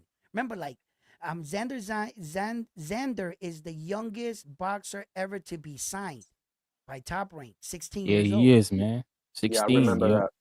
Yeah, so he was 16. So they took that height, 5'10", and his same picture's been in there the whole time. So I think he might have grew a little. I think he might have, Hmm. so he might be around 6 feet, but I think that the height would be better against 6'5" rather than 5'7", that is all of Tim Tszyu. Tim Tszyu is 5'7". So, I mean, I just think that if it was any other fighter in there, Tim Tszyu would have had a better night. Just not against this fucking guy, bro. He's like the guy in Street Fighter. Round one, and he hits you right, and you're still in your corner. You're like, yo, are you on the other side of the ring? Like, you start questioning the referee. Did you hit me? Did you hit me? Yeah. Yeah. you Honestly, know? I still kind of want to see Siu versus Keith Thurman. I think that may be Oh, water under the bridge right now, but I think that Zoo. fight, yeah, Mm. because that fight was gonna happen, and then Thurman got injured, and Fundora stepped in, and then they both beat Brock Jarvis and Joey Spencer, and right. Yeah. it was appearing to me at least that it was going to happen, right? And Mm-hmm. but I think that's a Right. fight that can still, somewhat bring some attention, and whoever comes out of that can so to speak rebuild or start rebuilding their name or whatever the case may be, because there's both of them are still, not bad names, to have on your resume still, I would say. So Right. um I wouldn't mind that fight. That Joey Spencer fight got my brother all fucking psyched over Tim Tszyu. He was like, you see how he worked out his being knocked out, and he worked himself back into the fight. He's ready for anybody now. Now he got his confidence, and here comes Sebastian, putting the Beats Yeah. by Dre on him. Yeah, he was, man. Yo, I mean, and Tim, yeah, that was a bad made him fight. quit. It That's was a Yeah, that's a bad tough fight. guy. Yeah. That's a taking tough a guy right beating, there, man. man. He also He dropped beat him me right down. away. He dropped him right Yeah, away, and I think that's what really fucked him up. Like he, you he might he be didn't look right. he didn't look like he really wanted to be there, and I don't usually say stuff like that, okay? But I don't know, something was off with Tim Seal. He looked like off, and this is the second time that you're getting in the ring with this guy. So Right. supposedly you shouldn't be so bewildered or shocked by what he's doing, Right. right? But I don't know. I don't know. Maybe it was something wrong with him. I don't know. But man, like he just piled on, bro. And I couldn't believe what I was seeing, bro. Because the first one was pretty fucking good, bro, until the cut. So Right. I don't know. I mean, that's what Yeah. they're all saying about Devin Haney and Brian Norman Jr. How is Devin Haney going to respond because of his last performance with Jose? And I ask you Hmm. guys, look, I'm on the line that every now and then we see a fight, and sometimes I know not to look too much into that fight. And that's what I'm reading out of Devin right now. I'm saying to myself, I'm not gonna read too much into that Jose fight, right? Yeah. There were too many things, outside things, right? And then you learn more. The obvious, he was coming off a year layoff. The obvious, he was coming off that massive fight with Ryan Garcia and the scandal and everything and how he was Mm-hmm. cheated, but that's in his mind. And you, no matter what, you can't take away what happened to him on that night. All those Yeah, Yeah. you're knockdowns absolutely and the right. damage he took. Yeah. Okay. Then you find out the cherry on top, the cherry on tap, that before he put one foot inside the ring, that check was already in his bank account. Hmm. When Right. when you pay me before lunch and you wonder why I leave at lunch, Yep. right? At my Exactly. job, Right. right? Pay me after the job is complete. Yeah. Make sure I Make gotta sure do it. you there, Yeah. right? So when you already gave me the money, it doesn't really inspire. So when I learned all these factors with Devin, I said to myself, I'm not gonna read too much into that Jose fight. All right, Devin. Me Every neither. fight, every fighter's entitled to that one fight. There you go, kid. There you go. Even Shakur. Remember when Shakur did that? And look what he did with William Cepeda now, right? And he really Mm-hmm. showed the Yes, world, no, I could do this, right? For real. And I'm he about that definitely life, did. right? Definitely did. Okay. So he had to remind the world of who he was. So I'm Right. just on the line, and I could be wrong. I could be wrong. Devin can go in there and get wiped down by fucking Brian Norman Jr. And you know, but I'm rooting for the kid. I see that Devin's Uh, no slouch. He's good for the sport. He's one of the Yep. guys with the big names. We need Devin in boxing. I want to Yeah. see him in there more active, more fights, more opportunities, more belts. And so yeah, I don't give up on any let of me these say guys really. let me say this. I love what you just said, right? A lot of things you said I love because typically I give guys the benefit of the doubt in two scenarios. Number one, if you're coming off of a loss, especially a bad one, Mhm. and Mm-hmm. number two, if you're coming off a long layoff. So I'm with you. Like, and another thing. I mean, I understand that this is not the Jose Ramirez that Josh Taylor fought. I understand that, but at the same time, I wasn't really expecting that much because you got all those demons in your head from the Ryan Garcia fight and the Bozo fans and everything. And I'm not the biggest Devin Haney fan. Anybody that knows me knows I'm not a Devin Haney fan, but I gotta be fair, bro. And the reality of the situation is coming out of that whole fiasco with Ryan Garcia, and people. I don't know why people say he was Cheney because can you tell me another dude that got hit by a Ryan I was Garcia gonna that say that. fucking got up? Not Yeah, one, not two, man. but three times. Like, how is that Cheney? You know, I And think kept winning rounds. he showed a lot of cojones in that fight, a lot of Mm-hmm. cojones. Because not only he got up, he won a bunch of rounds too. Yep. So that's another thing. So I don't know why people are reading too much into that. I just think they're projecting basically at the end of the day. But the what else did you say? You said something else about somebody else, not Devin Haney. You said something in a second. You made a parenthesis and you said something about somebody else, and I forgot, man. I wanted to address that. Talking Yo, about Devin Haney. is that why Dubois was partying before the Usyk fight? He got the That check. was whack, bro. That was Got the real check. whack. That was Got the whack. check. Oh I my don't get that. gosh, I bro. don't get that at all, bro. At all. Shout out to Like Frontline, man. What's going on, brother? PR in the I building. don't get it. He got the check cleared and said, "Let's party, man. We just gonna show up Let's late to the party. Usyk fight." That's it. That's it. That's it. Oh my gosh, that's terrible, man. That's terrible. Yeah, that's real bad. That's Um, that's wild, man. And that's and I why. like That's why. Dubois, bro. Yeah, But that's why I'm not willing to give, some of these guys and just scratch them off and stuff because now look what Devin Haney did. Mm, His opponent speaks louder than words. You mean you're going up to a division that you actually never made weight for? You never made 147. Let's just be honest. You made hmm 144. Okay, mm-hmm. so you're going up to 147, and you're doing what they do in the first day in the prison yard. You picked out the biggest dude in the yard and said, Yeah, the toughest yo, too. is that what you're doing here? Right? Like, do you feel you have to go to that extreme to get the respect that he feels he should yeah, shall deserve? You know what I'm saying? So shout out to Devin Haney for accepting this kind of challenge and bringing us this kind of fight for Brian Norman Jr.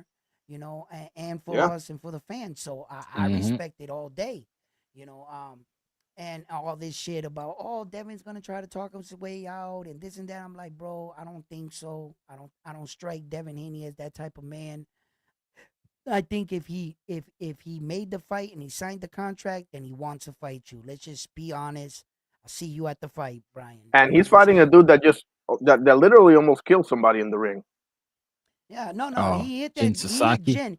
Yeah, he hit Jin Yeah, Sasaki, and he woke up back in his mother's womb, right when life started, and he was like, literally lost memory, bro. yo, Couldn't remember the he build lost up. all. Where am I? He done knocked Yo, him back into where he was a little seaman. Oh my God, amnesia. That's crazy. he I gave see that this as boy. a 50-50 fight, to be quite honest with you, because I don't think Norman has seen anybody that moves like Devin Haney. Nah, I And don't Yeah. Devin think Haney, so. for sure, it's not. Devin Haney's for damn sure not going to be right there to be hit like some of these He other ain't dudes are. knocking no Devin Haney out like So, with no gin punch. That's you hit that dude with some rookie shit. Some shit you hit some dude and you know what I mean? Brian Norman knew he had him sized up and he went in for the Yeah. you're not gonna like he hmm might hit Devin up on the ropes, like coming out of the guard or sneaking Hmm. a check hook or something like that. But I think it's gonna look a bit better, not so violent. I think let it me might ask be you guys short and something. you Do you know. think Brian Norman has the ability to cut off the ring and pin Devin Haney down? His feet are heavy for me. I'm Yeah. not sure. His feet are he's like shuffle, but you all right. The art of punching, as long as your feet are stationed on the ground, you'll be a more effective puncher. So by shuffling, you're always positioning yourself to snap. Bang! So you get the full. When you lift your back foot, they say the power goes out your back foot when you snap. But that's how most boxers were trained to hit. So, Hmm. but ironically, Brian Norman knocked out Jin all shoulder. He leaped. He left his back foot off the ground, leaped forward, cut the corner, went boom. He hit him all shoulder. So it shows how powerful he is here. You see? Now, there's always one thing. It's the shot you don't see.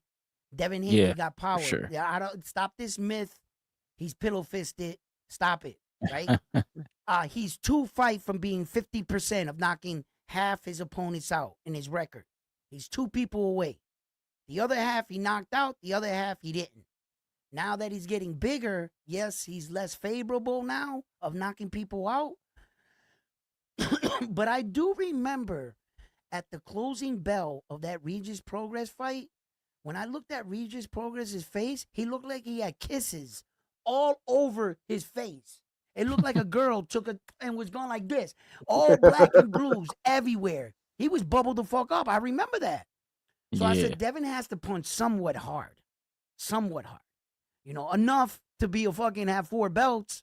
So, Hmm. um, I don't, yeah, he don't got one punch power, knockout power, but yeah, I think Brian Norman is the bigger puncher by far. But I think Devin's the more skilled. But I think that Brian's the more aggressive. I think he's more aggressive than Devin Haney. And the one thing I wonder about Devin Haney in this fight is he gonna be with himself? Is his Yeah. confidence gonna be backing up his fight? Like meaning when sometimes when you get hit by a guy, you're like, "Bow! Oh shit, that hurt," or Hmm. you're like, "Bow, motherfucker, let's go." Like you know what I'm Yeah. saying, right? Are you backing your fight up? Are you willing not to stop fighting? You see what I'm saying? Sometimes you can Hmm. let the pain hit Yeah. you, and you can let his expression scare you. Now you're thinking too much for him. Or are you on the line where that you're like, bam, oh, like, what? You know what I'm saying? You want to get that back. You know what I'm saying? How are you fighting? How is your spirit on that night? And is Devin gonna back up his performance? That's what I gotta see. Cause I know Brian's aggressive. I know Brian's gonna go forward. I know he's coming with bad intention. I already know it. But can Yeah. Devin box, counter, and move and not be discouraged and be like, oh shit, I hit him with 6 shots, he hit me with one, I'm buzzing. No, back yourself up. Okay, that was a good one, Brian, but you're not gonna get it this time. I seen what you did. Learn in the Hmm. moment, process shit. You just don't know on fight night. I felt like I was a good fighter, and one night I went out there and I I felt like I was in quicksand. Nothing would work. And I mean nothing. I couldn't. It was like I couldn't step. And I know what it was. I wasn't training. You know what I mean? I'll But do it. yeah, but at the same, like, I was able sometime to get off my couch, go down to the gym, and just outshine kids and shit, and always athletic. Then that moment happens, bro, that it feels like when you're trying to throw a punch, someone's grabbing your arm and they're actually pulling it back. Hmm. It just Hmm. your hand feel like it just you can't get that gear, and you don't know what to say. Your coach is looking at you. You're as confused as he is. You don't got time to explain what's going on to him right then and there. You only got 1 minute, right? And it's that feeling of drowning in the fight. You know what I'm Yeah. saying? It really, yeah. And I don't know how he's gonna respond, Devin. I don't. I I gotta see it. I gotta see. I know he's Nah, me too, talented. man. I know he's talented. I know he's good, but Brian just might be too strong. He might be too aggressive. He might be too fat. You know how when that slick style guy, Also, people yep, people are very quick to point out people that Devin Haney struggled with, like Loma, like Linares when they caught him, and even Ryan Garcia, right? But let's not forget, Brian Norman has had his struggles, bro. It's not like Brian Norman has been Mike Tysoning people or something like that, bro. Like right. Yeah. Janerson Boca Chica. I Yeah, mean, boy Chica put him down, didn't he? I Yeah, think so. It was they either put each him other down in or the same round. Hmm. okay, and Cardenas. Was it Cardenas or no? No. What's the name of this? Derek Cuevas. I'm sorry, Derek Cuevas had him in a little bit of trouble. Mm, Yeah. What I'm saying Quint, is, Quentin I'm Randall still fight. yeah, that's the another one. Thank you. And like I'm yep, I'm still not 100% sold on Norman either, bro. As much as people like to zone in on Haney and this fight and that fight, I mean, let's pump the brakes a little bit with Norman here. I know he had a great performance, but yeah, that was pretty much a layup. All respect to Sasaki, but that was pretty much a layup, bro. That's a right, fighter that's tailor made for you, bro. right. And speaking of uh, what's his name? You just said his name. The Dominican fighter Rohan Yeah, Nelson Polanco. Boca Chica. Rohan. Yeah. Yeah, is supposed to Ah, be okay. fighting. Supposed to be fighting. Yeah. He's fighting Quentin Randall. Quentin Randall, right? Quentin Randall. And Hmm. when you brought up Quentin Randall there, I was like, that's gonna be a good test for the Dominican kid. Yeah, for sure. You know what I mean? Let's see how he gets rid of if he can knock out Quentin Randall, continue this knockout streak because he just moved up to 147 and he's been looking good at 147, Rohan Polanco, and he's been stopping his guys. And I think that this guy right here is really that next step that you start to get your confidence in your guy and saying, well, now we're gonna start to pursue that title run. Now Right. we're going after the top guys, and this is one of those kind of fights that I talk about. That I say the young dudes, they be coming up, and showing out, and they Yep. be fighting because they're young and they want to prove they're like they're at the job edition, or Exactly. right? And I think that these are one of those fights, and I think that Rohan and him they're gonna come in because I think Bochi, they, well, I'm not gonna say they're in the same place in their career, but and Rohan hasn't lost, but I think that they both need this win. You know what I mean? So that's why I think it's gonna be a great fight. That's why. Yeah, Rohan. Shout out the front line. He said Rohan out here talking crazy when he's Oh, still he in is. kinder. He's gonna realize real quick there's levels. Yeah, I heard Rohan was talking about Sabril Matias. Like, what's like, bro? Isn't Sabril at 40? Like, why you I didn't want to bring that up. I mean, with this young up and coming fighters, bro, they find a way to stay relevant by doing that. They call out big names, they stay themselves in the discussion or whatever the case may be. but I've seen it lower so many times. division, bro? Like, come Man, on. who cares really? At least Like reach people. up, bro. At least reach up. brother, hold up. You left 140 because Sabria was there. Stop it. You know what I'm saying? Right. It's like you're not uh, going back there. So why are you even saying that guy's name, man? nah, Rohan is he's been more boisterous. I remember the two Dominican fight. I think it was Elvis Rodriguez that lost, Hmm. and Yeah. the Mexican dude that beat him. He got all personal with it and was like, "I'll drop Yeah. down and I'll go down fight you." Like Rohan, like Like he's got his name and mixed in with everybody. He's picking fights Right. everywhere. You know what I Yeah, mean? That's true. So That's he's true. playing the game. He's playing the game for sure. yeah. So I see it. And I'm like, Try to all get some right, clout, Rohan. yeah, you better leave Sabrina Matias alone, bro. Just leave I that mean, shit that's how alone. it is, bro. You look around and you see all these dudes calling out and getting fights and this and then getting in dudes' faces. I mean, you start picking up. You'll be like, you may not be like that, but Right. this is what it is what it is, bro. You have to talk some shit, otherwise, bro, Mhm, you know, mhm. I not happening. remember, like, my grandfather would throw up right now because in his day it was about honor, respect, the discipline of the boxing, Yeah. learning what it's like to gain another man's respect. You go Hmm. in just the regular shit talking boxing. My grandfather was all good for that. The regular boxing shit. I'm gonna fuck you up, knock you out, break your jaw. That's shit talking boxing 101. He was cool Hmm. with that. When you start talking about kids, wives, my grandfather didn't like that shit. And he would frown on that because he was like, "Where's the honor? Where's the honor in the sport anymore? That we competitively, me and you, we fight in a ring, to see who the best is, and all of a Right. sudden I knock you out, you a bitch. Oh, you got knocked the fuck out, and ching, meme, and then boom, boom. Where's the honor to these men that are doing this? I mean, Yeah. you're going out there and taking a chance of getting knocked out in front of your mom, dad, wife, in front of all your Word. hometown friends. That's not easy to do.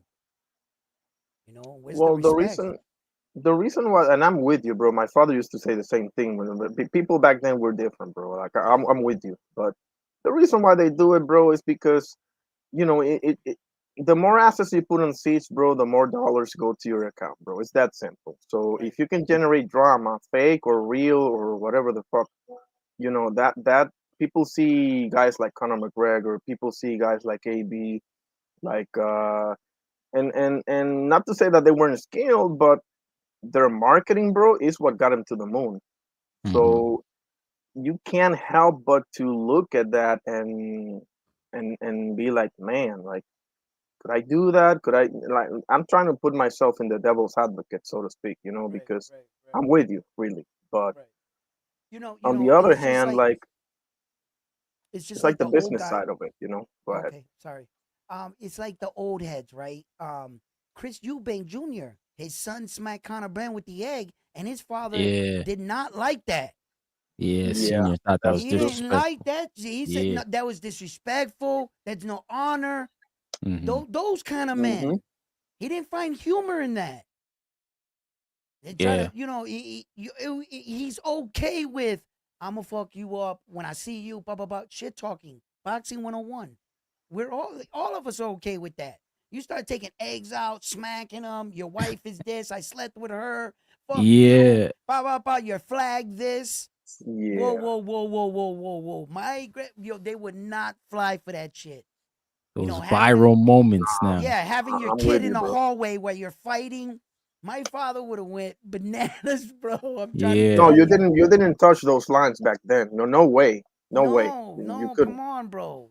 So it was just, and now I think it's more about the bling bling and the like and the Hmm. view and what can I say or act crazier than the next person that got so many likes? What can I do? Hmm.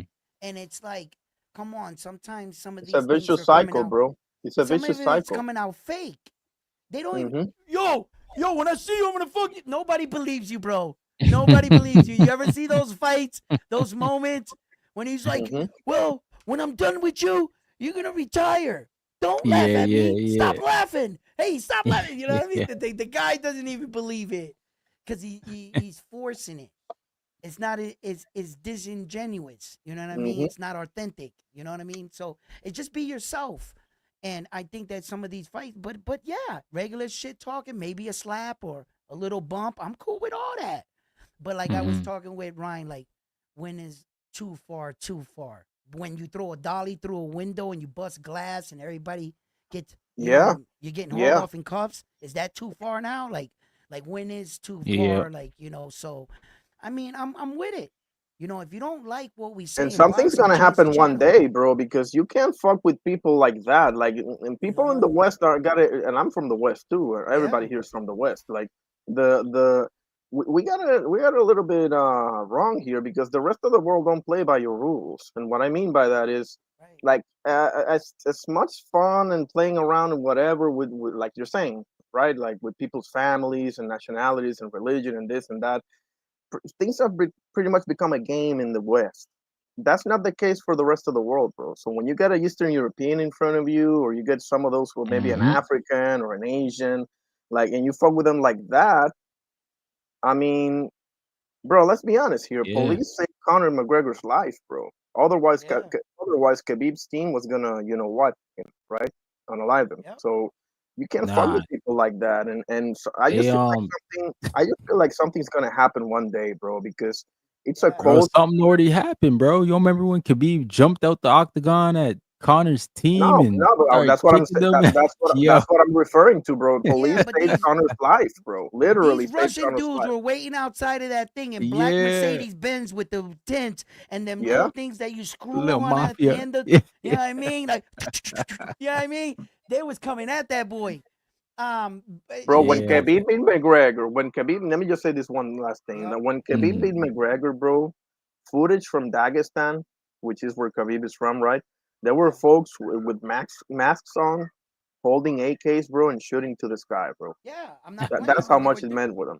I know. I know what I know exactly what you're talking about. I'm not joking around when I'm saying perhaps there was some black BMWs sitting out Mhm. there ready to wipe some Irish dudes down, light them up. Them Russians, they was gonna do him like Denzel Washington. All Word. right, Training all day, yo. right. Nah, man. Shout out to Khabib because yo, he stood on business, man. That No, shit Oh was yeah, yeah. funny. oh yeah. Yeah, and you know it also brings to the fight and stuff, and I get it and I get it, but we were talking about the honor in the sport and you know how you know times have changed Mhm. dramatically, definitely, you know, for these boxers and stuff. But yeah, man, interesting card, man. Xander Zion, man, New York City, the theater. I Yep. wish I can go there, man. But I just got back from a New York fight. I Right. just Oh yeah, got, you went to the ring one. Yeah. yeah, I went to the Edgar Berlanga one. I saw Subir win that belt. You know what I Mhm. mean? I was there, right there. I saw the Yeah, belt man. live. You know what I mean? But You the said one thing, puñeta. you fucking right, I did. Uh, uh, um, the one thing though that I was real distasteful, and as much as platforms I can get on and say this, I don't. I'm gonna keep saying it. That what Turkey did when he got in that ring and Subir Matias just got that belt and they put it around his thing. Turkey got in, Mhm. tapped him on the shoulder and said, "Hey, Dalton Smith." That was fucked up. Yeah.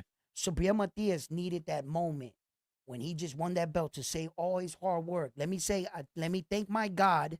Let me thank my Right. wife, my three daughters, my coach, everybody that helped me get to this moment. Let me hear your victory speech. And Turkey stole that from him. Turkey Yeah. didn't have enough sense to realize, wait a minute, let him have his Yeah, victory speech. Now, Dalton Smith, here you go. You know, Yeah, Turkey just exactly. wanted it fast, fast, fast, that fast, was fast, whack. fast, fast. That was And whack. I think that Turkey, I don't think he did it intentionally. You know, Yeah, it wasn't on purpose. I Yeah. don't think it was on purpose, but it was a big fumble Yeah. because after all your hard work, I want that video to show my kids. Look at this. When I won the WBH, I called you out. Look right here.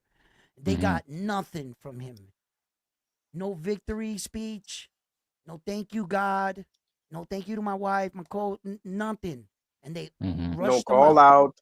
Yeah, You know. And I just felt like I remember what it was like when my father was teaching me the marvelous Hagler story, and that he was the first belt in boxing history to never be ceremoniously awarded his belt in the ring. Out there, they Mhm. threw beer yeah. bottles That at was him, Alan Minter. chairs. You're talking about Alan Minter fight. Yep, I remember that one. Yeah, and they threw the chairs, and he had to wait until his next fight to complete the ceremony. So That's that crazy. Ringside Magazine got my picture like this. He just won the belt, and they don't got no picture of him with the belt. They, Mhm. you Yeah, know what they do? Take a picture in the locker room. That's no, you want in the ring. Yeah. That's everything you work for. That's your body of work. And it was so fucked up to see that's Mm-hmm. taken away from Subier when he won it. I was so mad. I was just like, nah, dog. I was like, Turk, you don't see the fucking honor in our hard work? Like, are you kidding me? Did you just really cut his fucking time short? Like, and I don't think he caught on to it. I don't think he caught on to it, but I was pissed. Yeah. Nah, I'm sure that's something he'll fix. I'm sure he's heard it already from the people, yo. Probably heard it from you too, round one, you know. Turkey Yeah, out here man. listening, man. Probably so, man. Turk, please don't give him an extra meal or something for that. You know what I mean? Shout out to Yeah, Throw Big him a Money little in the yeah, something. building. Throw yeah. him a little something. You know what I mean? You know, come on, man. You took his moment. You Right. know. So, Nah, but I think he's getting better with boxing. Turkey Al Sheik. A yeah, lot of people give him flack, but like the man's only been here for like a couple years, man. He ain't been here long. Yeah. Still I is don't something know. that I don't know. I will say this in defense, and I can't believe I'm saying this, but in defense of Turkey, right? I will say that I don't know that he has a history of doing that. You know, he might have just be too excited or whatever. You know, but How about if with you Teofimo Lopez? How about with Teofimo Lopez, Edgar Berlanga, and all Mm, them? Well, it wasn't Tio. It was Edgar Berlanga and them. And Shakur Stevenson was having a pose fight, and Turkey called. He called and interrupted the entire post fight for that the people in the world can hear him talk over while the guy held the Apple phone to the microphone. Who do you know in mm. the world can interrupt a live press conference? the Can man with Bob the Arum money, do that? Can Bob Arum do that? He probably got Can Bob Aaron could probably do that. He got pulled. maybe at his own card, right? At his Yeah, own. yeah, at his own cards. Okay, Yeah, yeah. this ain't Turkey's card, but he's funding it. He was funding it, right? He was down on it. Mm, But these ain't his fighters. He calls in like, listen, he's listen, Turkey, what he's done for a long time now, he scheduled a whole bunch of fights before they happen. Before Bam Bam Rodriguez fought Kafu, he already had him in his next fight, right? yeah, Puma Before Martinez. yeah, Yeah. the November before card, yeah, before William Cepeda went in the ring with Shakur Stevenson, he got William Cepeda on the other card fighting Andy Cruz, Mm-hmm. right? Okay. And before Hamza Shari went in the ring with Edgar Berlanga, he was announcing him to fight Saul. Canelo. Before, yeah, he does this a lot. So at first it pissed me off. Then I sat back, I thought about it. I was like, wait a minute. What are we missing in boxing? The one thing we don't have in boxing is a schedule. Yeah. Where that every Saturday, every Sunday, whatever, your basketball team comes out or your NFL team comes out, Dallas is going to play so and so on Sunday, right? So Mm-hmm. what he's trying to do is announce fight cards ahead of time to pique our interest, to keep us engaged in boxing. But when it Right. backfires, he looks Yeah, it bad. looks bad. Yeah. He looks real bad when it happens. Because how many times Dante Wilder got scheduled to fight Tyson Fury? Lost to Nah, Zane, he lost to fought Fury Parker. like 3 so times. you're No, talking no, I'm about sorry. AJ, right? I'm Oh, sorry. AJ. AJ. Right, correction. Nah, they AJ. both messed up. Yeah, and AJ then lost too. He got okay, stopped. when AJ got stopped, right? He was announcing AJ versus Dante Wilder Yeah, he was trying to again, get it back. Yeah. again, and he lost again. Yo, he does this a lot, Turk. But he's. I think what he's really trying to do is give us future fights in advance so that we can Hmm. stay engaged. Because Yeah. what I think takes out most of boxing fans is the gap the next time they see their favorite fighter. Yes, So that's why I've been telling the it's fighters to stay active, man. right. I don't mind that, but I'm with you. Like when it goes good, he looks like a genius. When it goes south, bro, he looks like an ass. But I don't Right. think he gives a shit at this point, to be honest with you. No, I think he's trying to give us that because at first I looked at it and I frowned. I was like, yo, Turk, you're crazy. Mm-hmm. And as a business thing, I was like, wait a minute though. It does kind of make sense to try to like pre-put Hmm. fights. And Yeah, it promote. also watch this. It does both ways for both fighters. When he announced that Hamza was gonna be the winner to fight Canelo after Edgar, and Edgar must be sitting there going, "We haven't even fought yet, so you guys are Mhm. overlooking me. It's gonna give me that Yeah. much more motivation to prove you guys wrong." And the guy that I'm talking up, it puts the pressure on you. Hey, you're getting the big fight after this fight. You got to win this one. So Yeah. what he's trying to do is trying to get the fighters to engage. And he doesn't want the Tom and Jerry thing. You know what I'm Right. saying? You Yeah, feel me? you're right. He doesn't.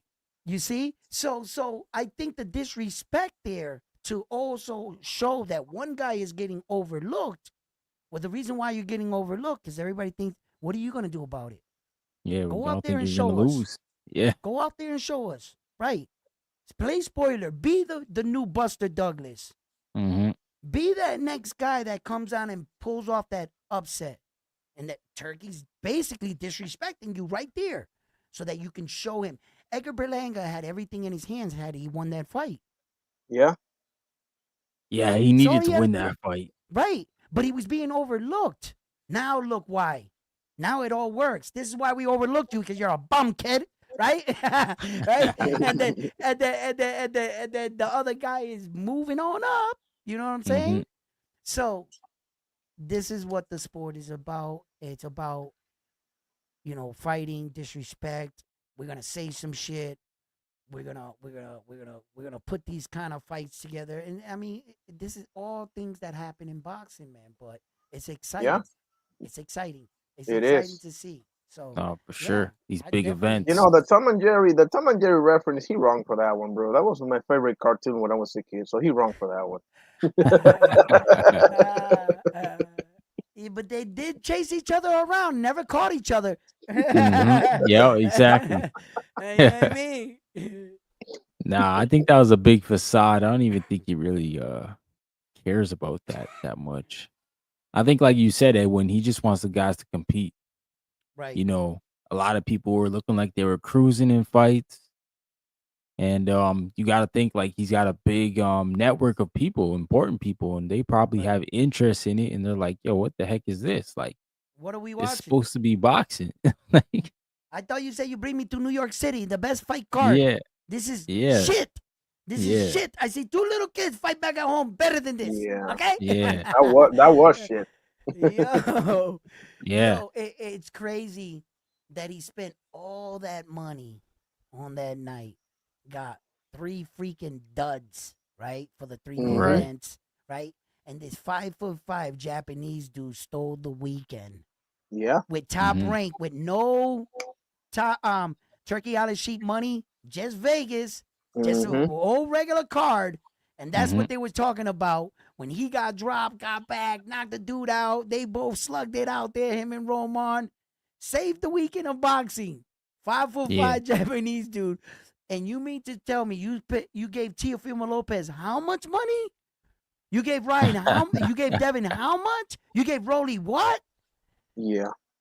Like, and that was just crazy. It was just crazy. Like, so that's what I meant when I said I didn't think that Devin had fought hard enough when you already paid me. Hmm. The No, money that's was fact. already in the bank, bro. It was already in the bank. I just didn't need to fumble the bag. See, Devin Haney's fight was not with Jose. It was with Hmm. Ryan. So basically, just don't fuck this fight up. Ryan, can you do the same thing? Nope. Goes and loses to Right. Rolly. Right? He couldn't hold up his end. So Devin was like, listen, this is not the type of fight that I want to slug it out in. My fight, my get back, all the ridicule I'm getting right now. I'm fighting the world right now, right? But I gotta get here. So I Hmm. played it safe. I played it safe. The money was Just already in got the to the bank. next fight. Get Yeah. to the next fight. That's why I'm saying, okay, Devin, I'm not gonna hold you to that one. Because I think I see what that was, that performance. Yeah. All Ryan Right. had to do was win. Devin was front row, came out. Come on, Ryan Garcia, just don't fuck this up. Boop! Oh shit, he went down. Oh, and he just saw the money just leaving. Tio has more of a history of looking shaky in the ring, in my opinion, than Devin does. Because Hmm. Yeah, Tio, in my Teal. opinion, you can go to Claggett. I go to Sander Martin, bro. You cannot convince me that he won that fight. Not gonna happen. Okay. All right. And All right. he got Josh Taylor over the hill. And like to me, Tio is the least surprising out Okay. of those three. Because I know Barbosa really ain't all that, bro. He beat Jack Mm. Catterall, I get it, whatever, but nah, not good enough. And Ryan, I mean, who knows with Ryan? Ryan is not gonna. And I want to say one more thing about the Devin Ryan situation, because yeah, Ryan fucked up the bag big time, but at the same time, I remember that when they got all together and they sat down and Tio and Devin went at it and blah blah blah. You know what I'm saying, right? Right. And Yeah. they asked Rolly, if you win something like this, right? Like if you win, are you gonna be the one that fights Devin, or And Rolly, I think Rolly is brilliant, bro. People take him as a goofy. I think he's Yeah. brilliant. Yeah. He's smarter than people think. Yeah. And he said, no, they can still fight. They can still fight. They can go get whatever. And Devin was like approving of that. He was like not nodding his head. So I understand that Ryan Garcia ain't like Virgil ain't fighting until 2026. I think Oscar said that, but I don't necessarily see that as like to me, Charlo and Plant should still happen. For example, I understand that Plant just lost to Resendez. I get it, but to me, that fight should still happen, Yeah. and Ryan and David should still happen, and I feel the same way about Fury AJ. You got to do it straight up because otherwise AJ is gonna fuck things up again. So You right, man. just do it Right. straight up, bro, please. Right. All Oh, right. that's true. So you said a lot about Teal, right? And this is my honest assessment. When I watch fighters, I try to look at their styles and I try to figure them out. As far as Teofimo Lopez, what Teofimo Lopez is, he's what we consider God-given talent. He's working with God-given talent. What you're seeing a Tio fight, he's reacting, he's fighting off the back foot, and he's fighting on what he was real talented in. He's not well coached. If he had a real great coach with that talent that he has, when you see Teal lost in the ring at time, it's that he's waiting for the guy to give him something because talent Yeah, doesn't work direction. sometimes Yeah. unless you right. So he doesn't know how to figure out how to work off the jab, how to set it up counter. But intelligently, boxing wise, he'll snap a punch in there in small openings. Teal's good. He's very talented, right? And as far as Sando Martin, Teofimo Lopez better be lucky because the one thing that Sando Martin I see as a fighter, his weakness, he's a good fighter, a good boxer. He's not a closer. He doesn't know how to close a fight. That's true. He That's he true. Hmm. let he let all those fights slip right. Even the Alberto Puello fight, he let it slip right out of his hands. And he did a hell of a performance against Tio and him. He just doesn't know how to close a fight. So when Yeah. I look at fighters, these are the things that I notice about them. When I watch them and I'm studying them, the things I take away from them, their strengths, their weakness. I'm studying their fighting style. And I'm telling you right now, Tio has been fighting this entire time of God given talent. That's Yeah. how he's been fighting. Yeah, I agree. So I don't think I his agree. dad's giving I him agree a any. million percent. His dad's not giving him any advice to No, help him. if he had a real world class, he'd be dangerous. Tio be dangerous. He'd be dangerous. And shout out to Josh Taylor for retiring. Great career. You did a Yeah, lot. major shout out to that dude, Major bro, shout for out real. to Yeah. yeah. But that's on him, bro. He doesn't have a great coach. That's on him, bro. Who are you gonna put that if not on him? It's his father. Nobody gets along with him. His father always wants to get in and That's what I'm hearing. That's the word. Never worked with his Mm. father. I'm Never been sure in that's a gym. correct. I'm sure that's But correct because his father is. Oh if my goodness, bro. more than one person and more than one coach and more than one place you've been there says that, Yeah.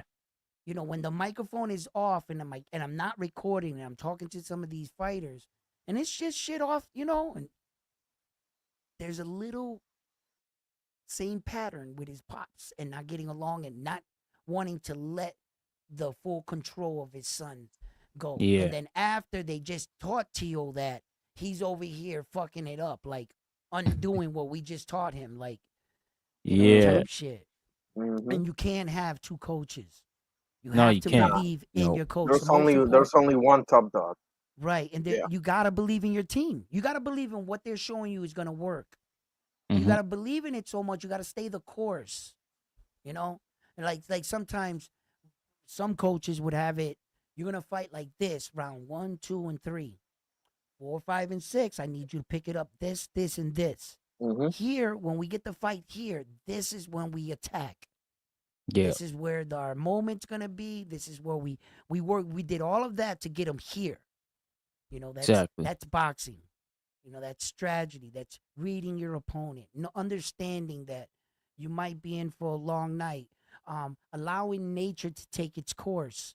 Not so much thinking, like a robot. But if the opportunity comes, be ready to snap off. You know what I mean? Allow your training. And the one thing beautiful about training, after you train for so long, you no longer think about it. It's literally like your body's just doing this. Like that. Sometimes it's like you're just popping off. Yeah, You know what second I'm saying? nature.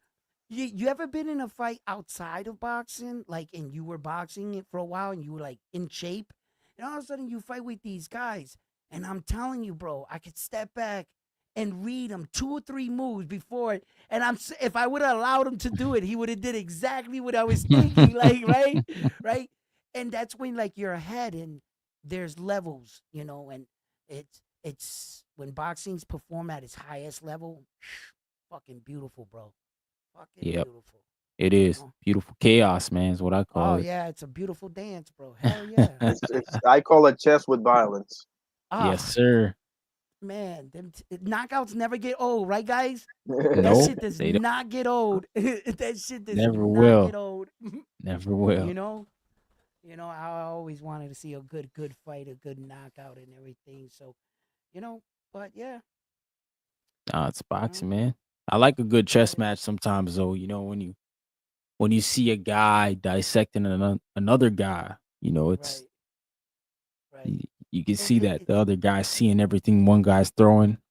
right. It's that oh wow moment, like you're watching a fight, and poof, oh wow, shit, and it's just like it Mm-hmm. comes out of nowhere or something, or brings you out of your seat, or you see those fights where the guy goes down like Castillo, when Castillo went down, Right. and he has that legendary comeback. You know what I mean? Gets back up. Yeah. Yeah, against You're Madonna. talking about Corrales and Castillo?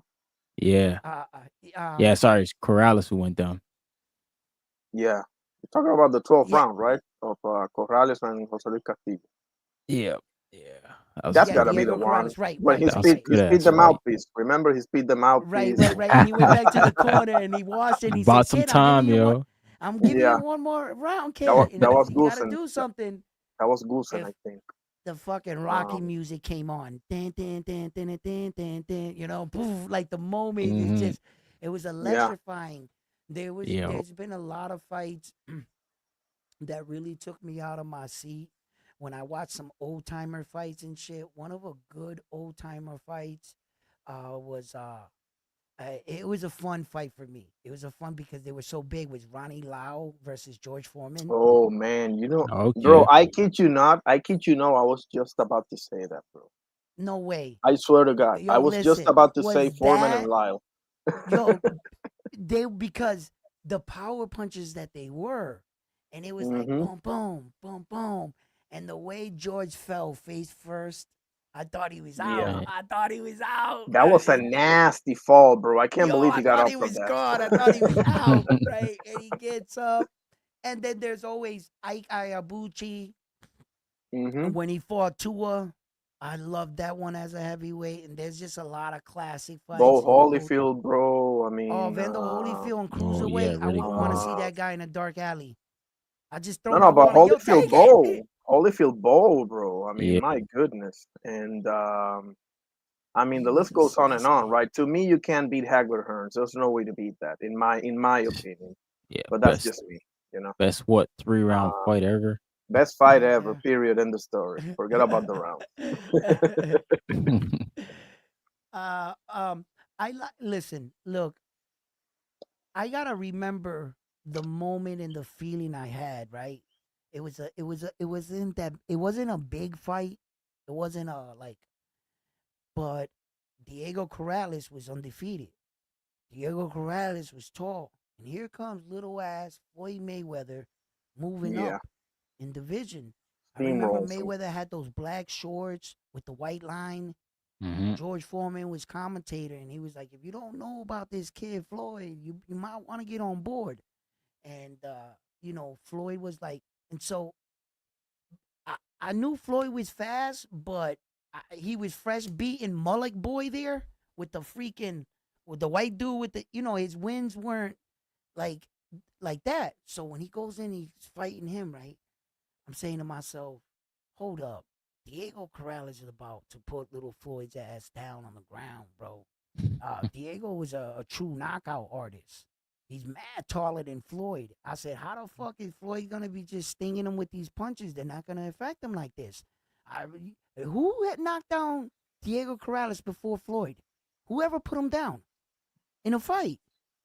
Yeah, Who? I don't think anybody up to that He So, point. also so took chances young, bro. You remember what you said about Devin taking chances young? That can yeah, be said for Floyd too, That bro. was Floyd. Yeah. no, but it was just the shocking way that he made him look average.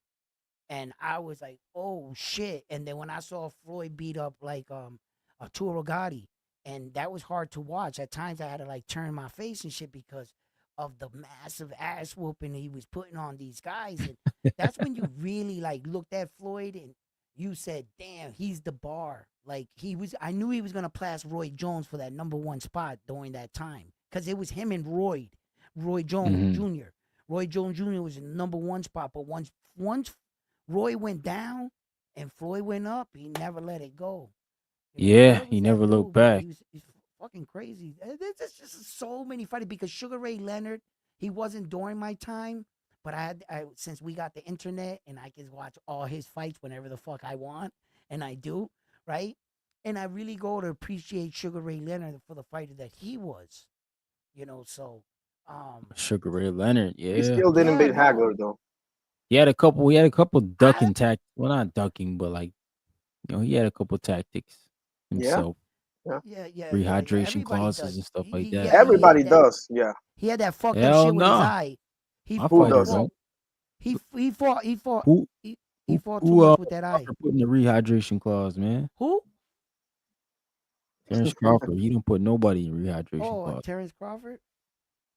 Well, but He's a gangster, man. I He's a I mean I gangster. mean He I But it's look mean like look. definitely a Roberto gang. Duran. Okay, before we go down this road, I just want to just bring this to light. Throughout a fighter's career in his own division, sometimes there's only 2 top guys. You'll get a remarkable when you can get 3 top guys, or even better when you can get the 4 horsemen. But when you're in every weight division and you're like that dude, there's usually nobody there to give you names in the beginning. Typically, the fighters that we supposed to get credit are those guys because in the beginning of their name it says professional boxer, right? They don't want to give Terrence Crawford for guys like Undango. Mm. Undango, really? Wasn't he a champion? Yeah, he And was the didn't he champ. beat him Yeah. for Yeah. okay? Then you don't want to give him credit for fighting guys like Jose Benavidez post gunshot wound. Then you don't want to give him credit for fighting Sean Porter, last fight of his career. Talk about he was Hmm. at the end. You know what I'm saying? Then they don't want to give him credit for like Maxie Hughes and all these other things. But to be honest, you're supposed to give these guys credit. That's how you belittle And one people fighter. forget circumstances too, because people bring up Jeff Horn, for example, but Jeff Horn beat Pacquiao. That's why he fought Jeff Horn. It wasn't Yeah, like he he had was Yeah. all this. gifted that. He was Like gifted that. I Everybody understand. knows that. I agree that I agree. I'm just saying Yeah, that people forget. People say as if he just chose Jeff Horn instead of right. all these other names. Nah, bro. Like this shit Yeah, happens. So what are you gonna do? yeah. Yeah, And it's and and, and Pacquiao's so fault. what I'm saying is, how many Errol Spence Juniors and Terrence Crawfords are there in their division? How many of those type guys?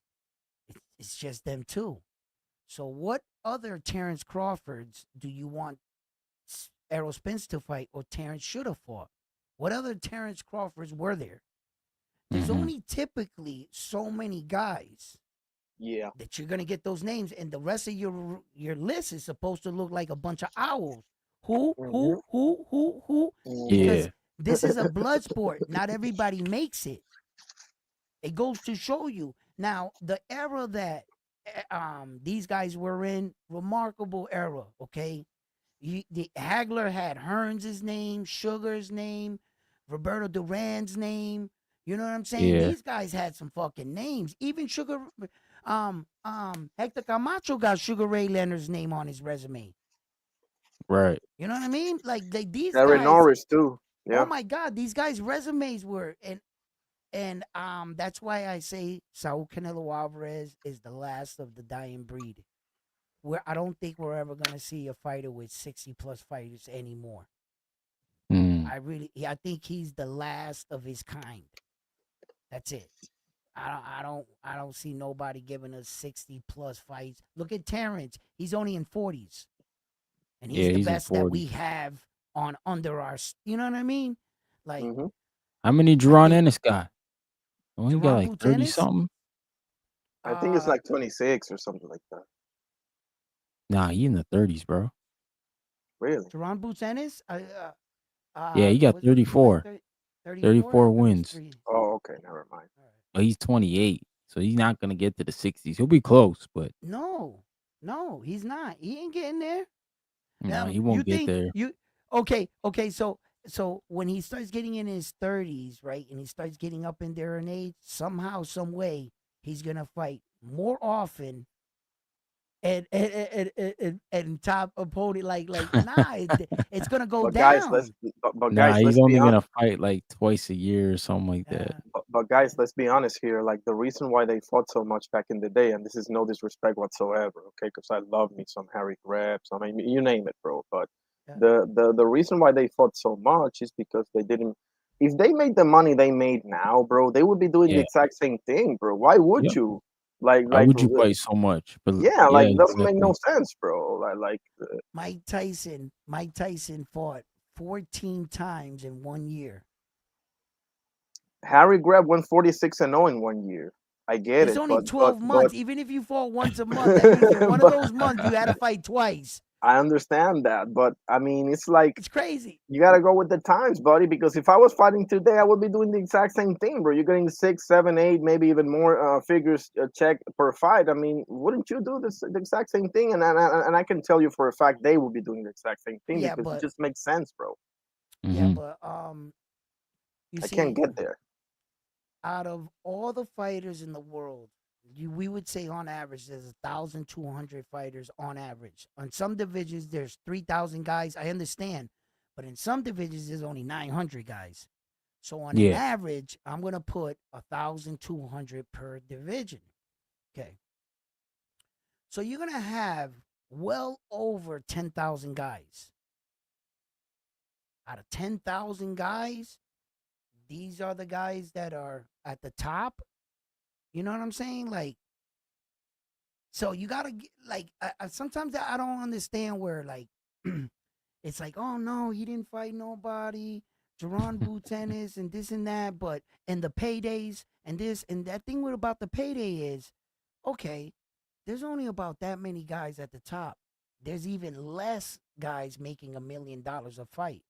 You know when the truth comes out, when everybody's mad and they start throwing numbers, when Yeah.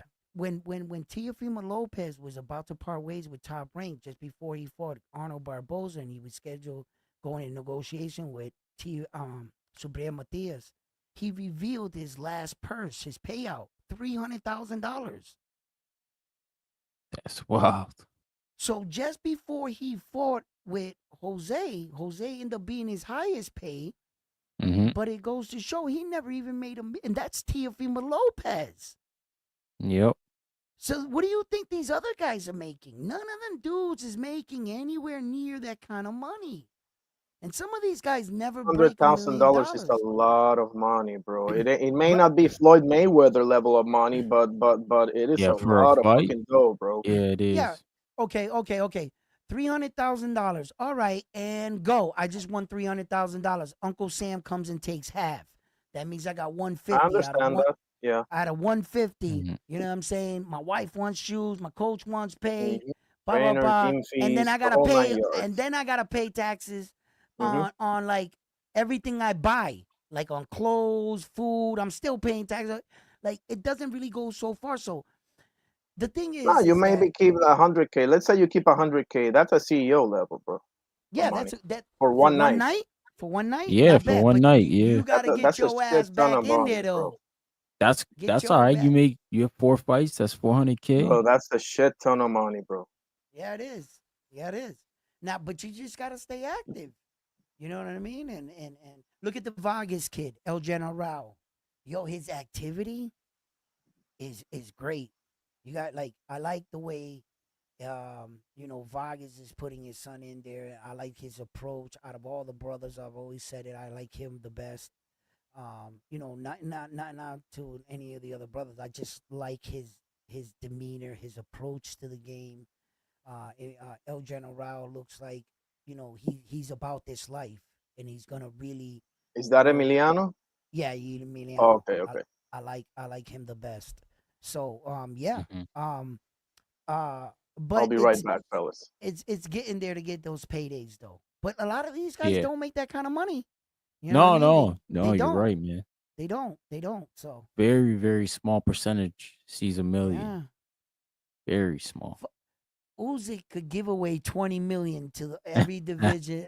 I like 20 million, scatter it out through the divisions, and he'd help all them boxers for the Yeah, year and shit. Like that.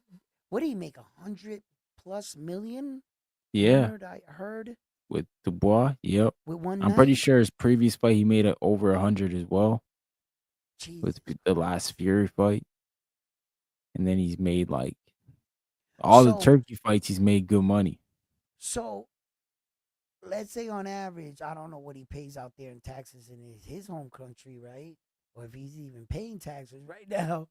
Um, Yeah, or he lives in America. So let's say you make 100 million, they take half. That's 50. You make another 100 million, they take half. That's 50. You still got 100 million. We still up yeah. on 100 million. Still up. Yeah. At some point you had to keep 100 million. You know what I mean? So Nah, yeah, just Usyk's a special case, man. He's definitely not fighting for money. no, The he's guy not still like sounds dangerous. Like he said in the lead up, right. he said I guess he had a new daughter. So he's like, yo, she Oh, don't have a belt yet, so I'm fighting for. I gotta get her a oh, belt. I gotta bring something back home. He ah, said, all my kids got my belts. He said, one of my kids don't got ah. a belt. Well, we gotta stay here now. We gotta stay here. Motivation. Gotta get the new one Yeah. belt. You know what I mean? Yo, Meanwhile, he Mr. Dubois over there hosting a party because he got his paycheck cleared. Like, yeah. like the EBT month check came in at midnight. Yeah. Yeah, yeah. He's like, yo, it cleared. We ain't even gotta go to the venue on time. Damn. Damn, he didn't bring out a good account of himself, man. Nah, For because for a for lot of for people think he everything quit. yeah, I do too. For everything he like I said, I think the check was already cashed, you know, Oh yeah. and he couldn't wait to get out of that ring. And he already lost before, and he knew how to get himself back up. He's like, I'm just gonna lay here, fuck it, you know what I mean? And Yeah. he's skating. Yeah. But He didn't do himself any favors. no, I mean for what the way he invigorated his own career by epically knocking out Joshua. You know what Hmm. Usyk did not do in 2 bouts in 24 rounds. Usyk Right. never knocked him out, and the Yep. way he responded from that, the the toughness he showed in the Miller fight. Miller coming in an astounding 98 pounds over his weight. The way he handled the Russian, and for him to do all that and do this, you know what I mean? That's Yeah. why I think most of us are like, this motherfucker was already dancing in the club in his head. He hit him. Oh, there. That's a good one right there. I'm That's a just good gonna lay one. I right can here. go down.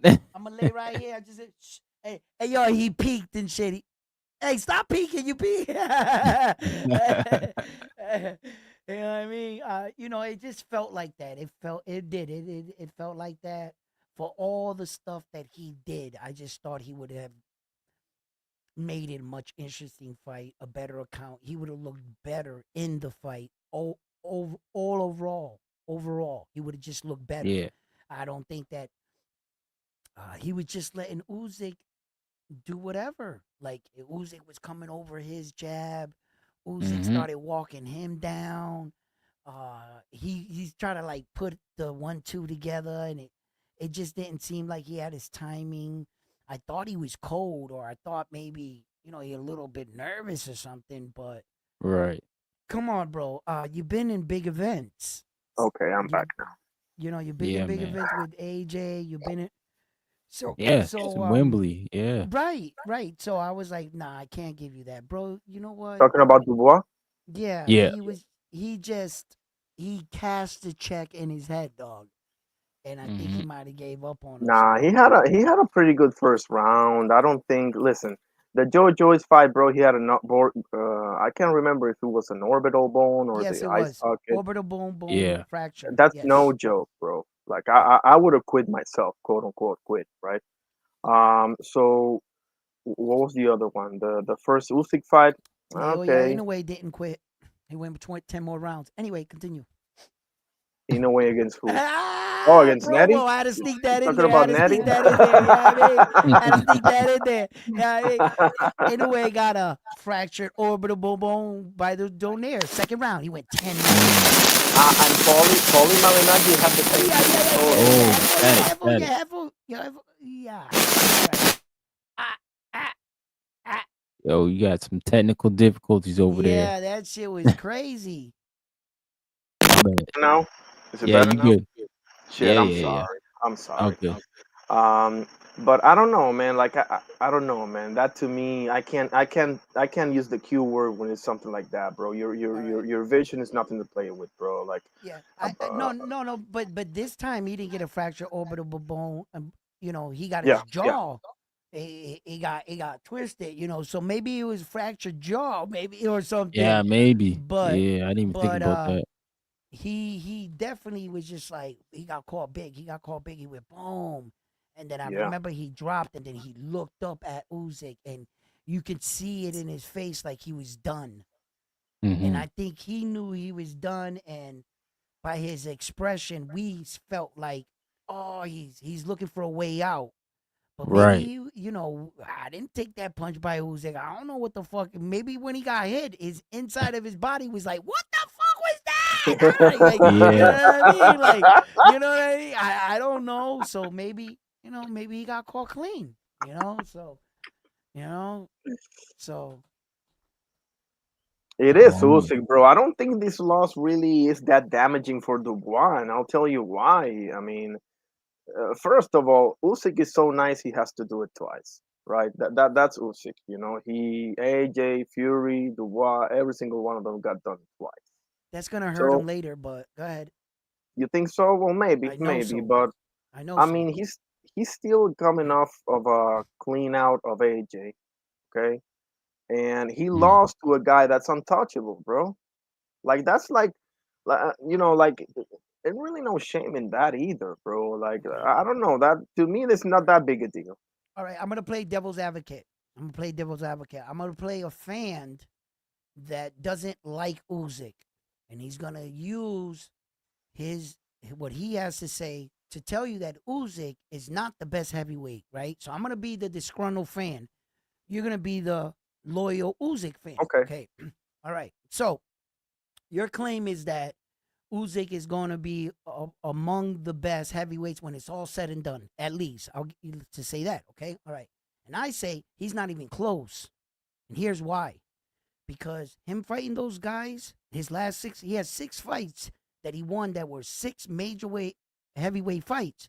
But in actuality, he only fought 3 people. He fought 3 people twice. So you're going to be the best heavyweight to ever do it with 3 names? So convince Yo, me. you know why That's he's the why, best? right. That's why He's that the type of shit of repeating fighters will come back and bite you later. Because no matter what you did, okay, fine.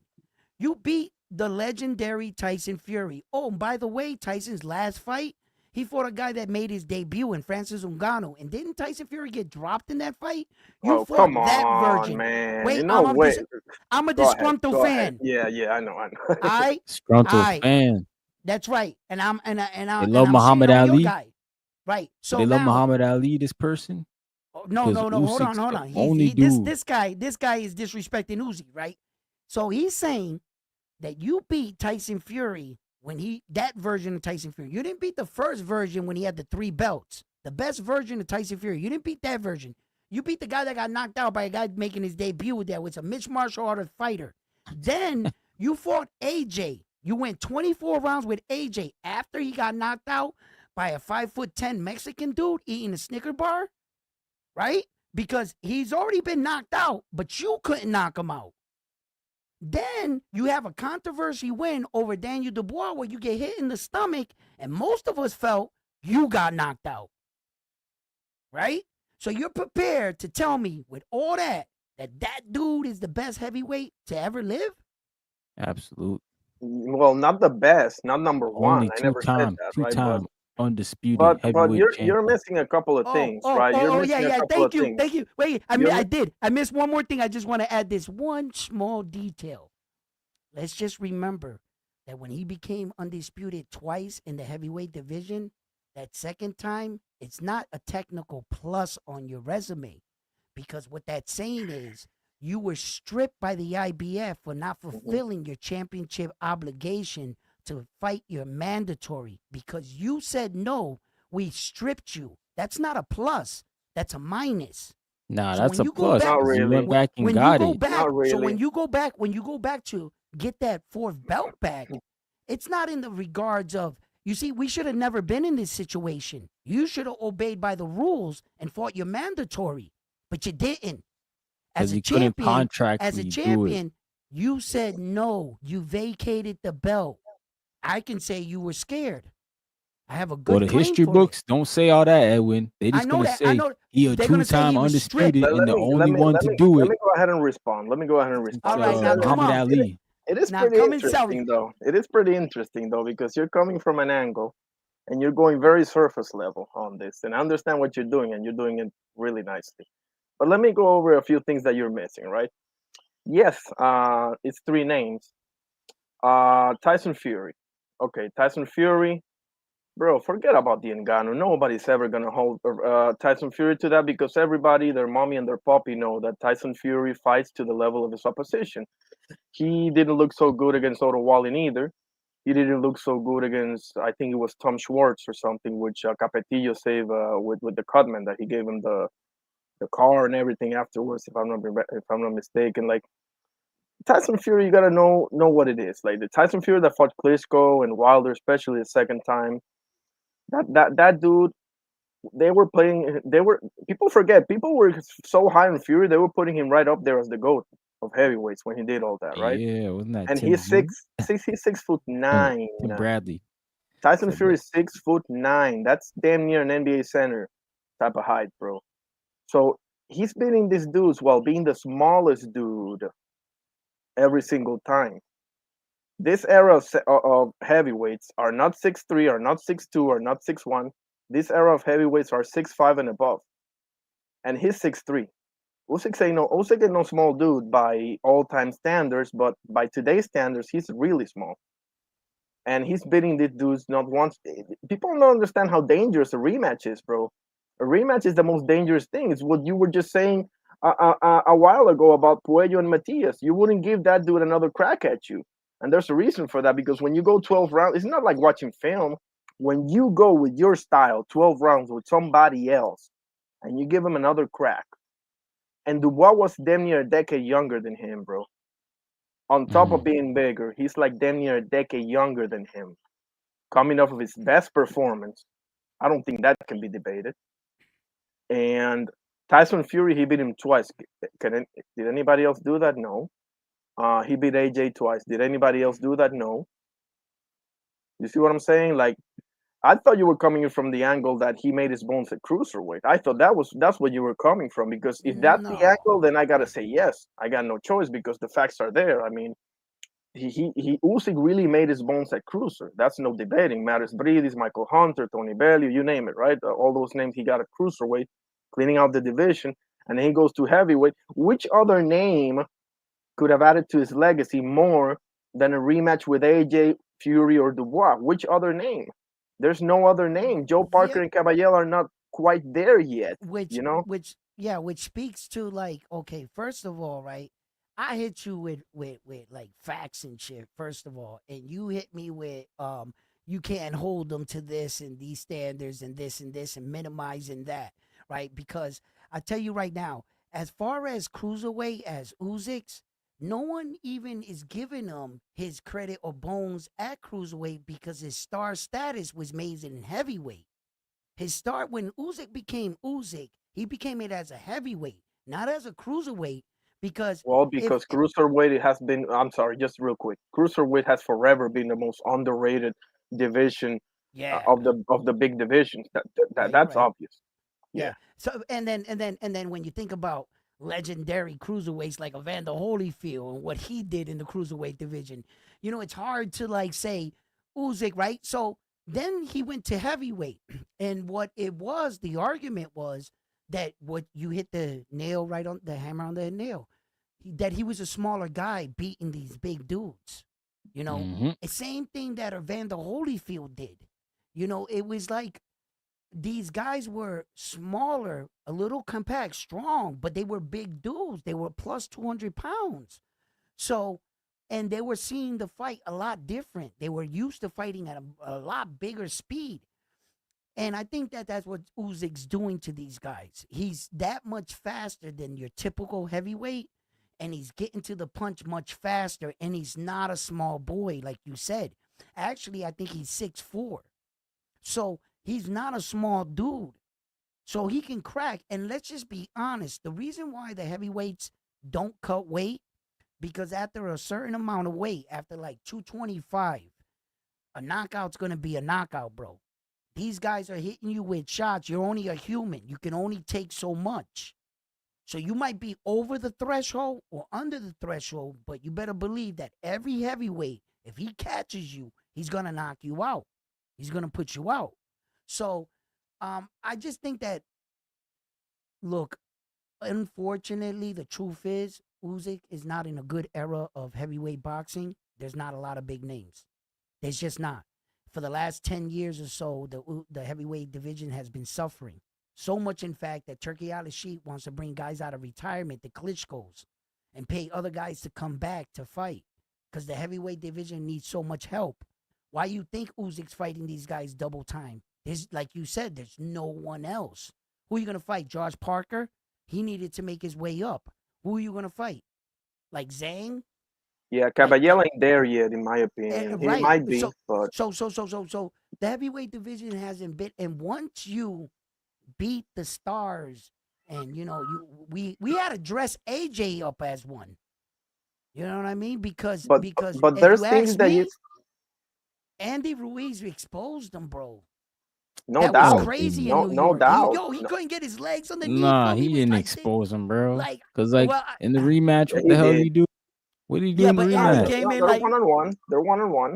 I yo, how understand that. fat was he? How fat? He was almost double the size. Yeah. His trunks Nah, he were got coming. undisciplined. He got badly Yo, the undisciplined. money And got then to his what did head. Yeah, and then what yeah. did Andy Ruiz do That's after? on him, Like bro. he That's did on he him. just kept getting worse. So And and they AJ robbed. They, won belts again. if you ask Nah, he me, did. they robbed Big Baby Miller. Baby Miller really did beat Henry Ruiz, in my That opinion. But was a whatever. good Yeah. fight. That I was a don't great know. fight. That fight could have Great went fight. either way.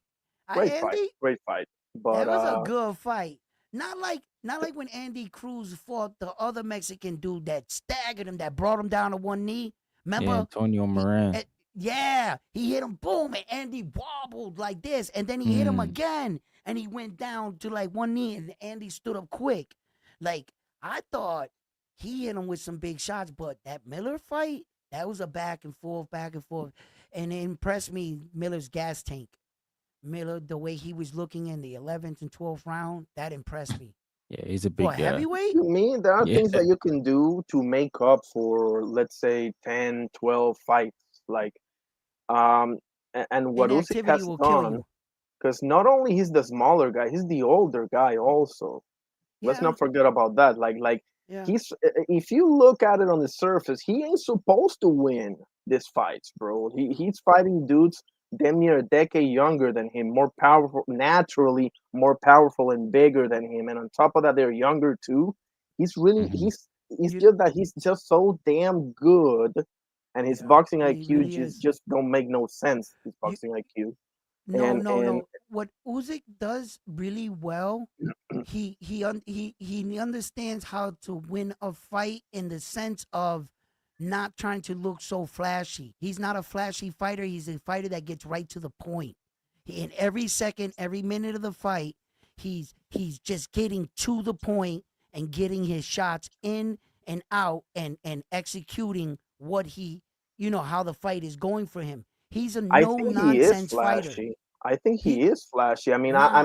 if you what you mean by flashy is like taunting your opponent. Well, no, he's not flashy in that regard. But you know Well, all the toolbox that he has, bro, as far as skill wise goes, with the pre slips and the angles and how hard is it to pin that guy down? My goodness, I mean, I, man, like to what I me that consider supersedes like having 15 fights in the division, right. or at Well, least makes up for it. yeah, and what I consider flashy are like fighters like Jerron Boots Ennis. Like that's Oh, okay, okay, flashy. Mm. okay, okay. You Yeah. understand? Like that he's not that kind of flashy. He'll like try to like psych you out, wave his hand, do little like gimme things in front of you, but make no mistake, he is focused and he's a no nonsense type fighter. He's constantly trying to get to the point, work his jab, work his little angles, and then he's setting you up. He's setting you up. He doesn't fall asleep behind the wheel. He's constantly working, working. He's not the flashiest. He's not the, he's not like doing like this. Like, he'll do these Mm. little things at times, but never loses focus. And Hmm. that's what I think Uzi and the kind of confidence that he has that I was talking about, that he backs up his fighter, his inner fighter, that on Usyk is really high. He doesn't think he can lose. He doesn't really like he doesn't like no he like you can get him in situations and he's just going forward like yup and he's waiting for his time. Yeah. That you can't And he has teach been in that. trouble. He has been You in trouble. It's not like he's catching these guys at a perfect time. No, no, no. I mean, no, they he have given him trouble. AJ the second fight, and especially Fury in the first fight and he's or the just second one. Can't persistent. remember. You can't. You got to be Yeah, born with shit like that. That inner yeah. fighter that just doesn't know how to. You know what I mean? Like And there's it's another thing. These fighters from Eastern Europe, they don't. I keep telling people because I love fighters from Eastern Europe. I love their style and everything because they're coming from parts of the world where you don't have an iPhone when you're 4 years old. yeah. In your hands. You understand Mhm. what I'm saying? Like you don't see. I haven't seen one dude from over there acting a fool on social media, calling people's names just at bar, making a fool out of them. Like we see with people in the West all the time, fighters or otherwise. So I think it's also a cultural thing because you see they're not really Well, the trash talk, fake drama type dudes. You see Beterbiev talking, Bivol talking, Usyk talking, and it's Usyk can be entertaining. He can be funny. He can be goofy and whatever. I'm very Yeah. yeah, Yeah. feel. I'm very very feel. Whatever the case may be. But yeah. but in the end, bro, their business as holy hell. They're disciplined as hell. I don't know, Mhm. man. I like it. I like it. I think Usyk said it best the other day.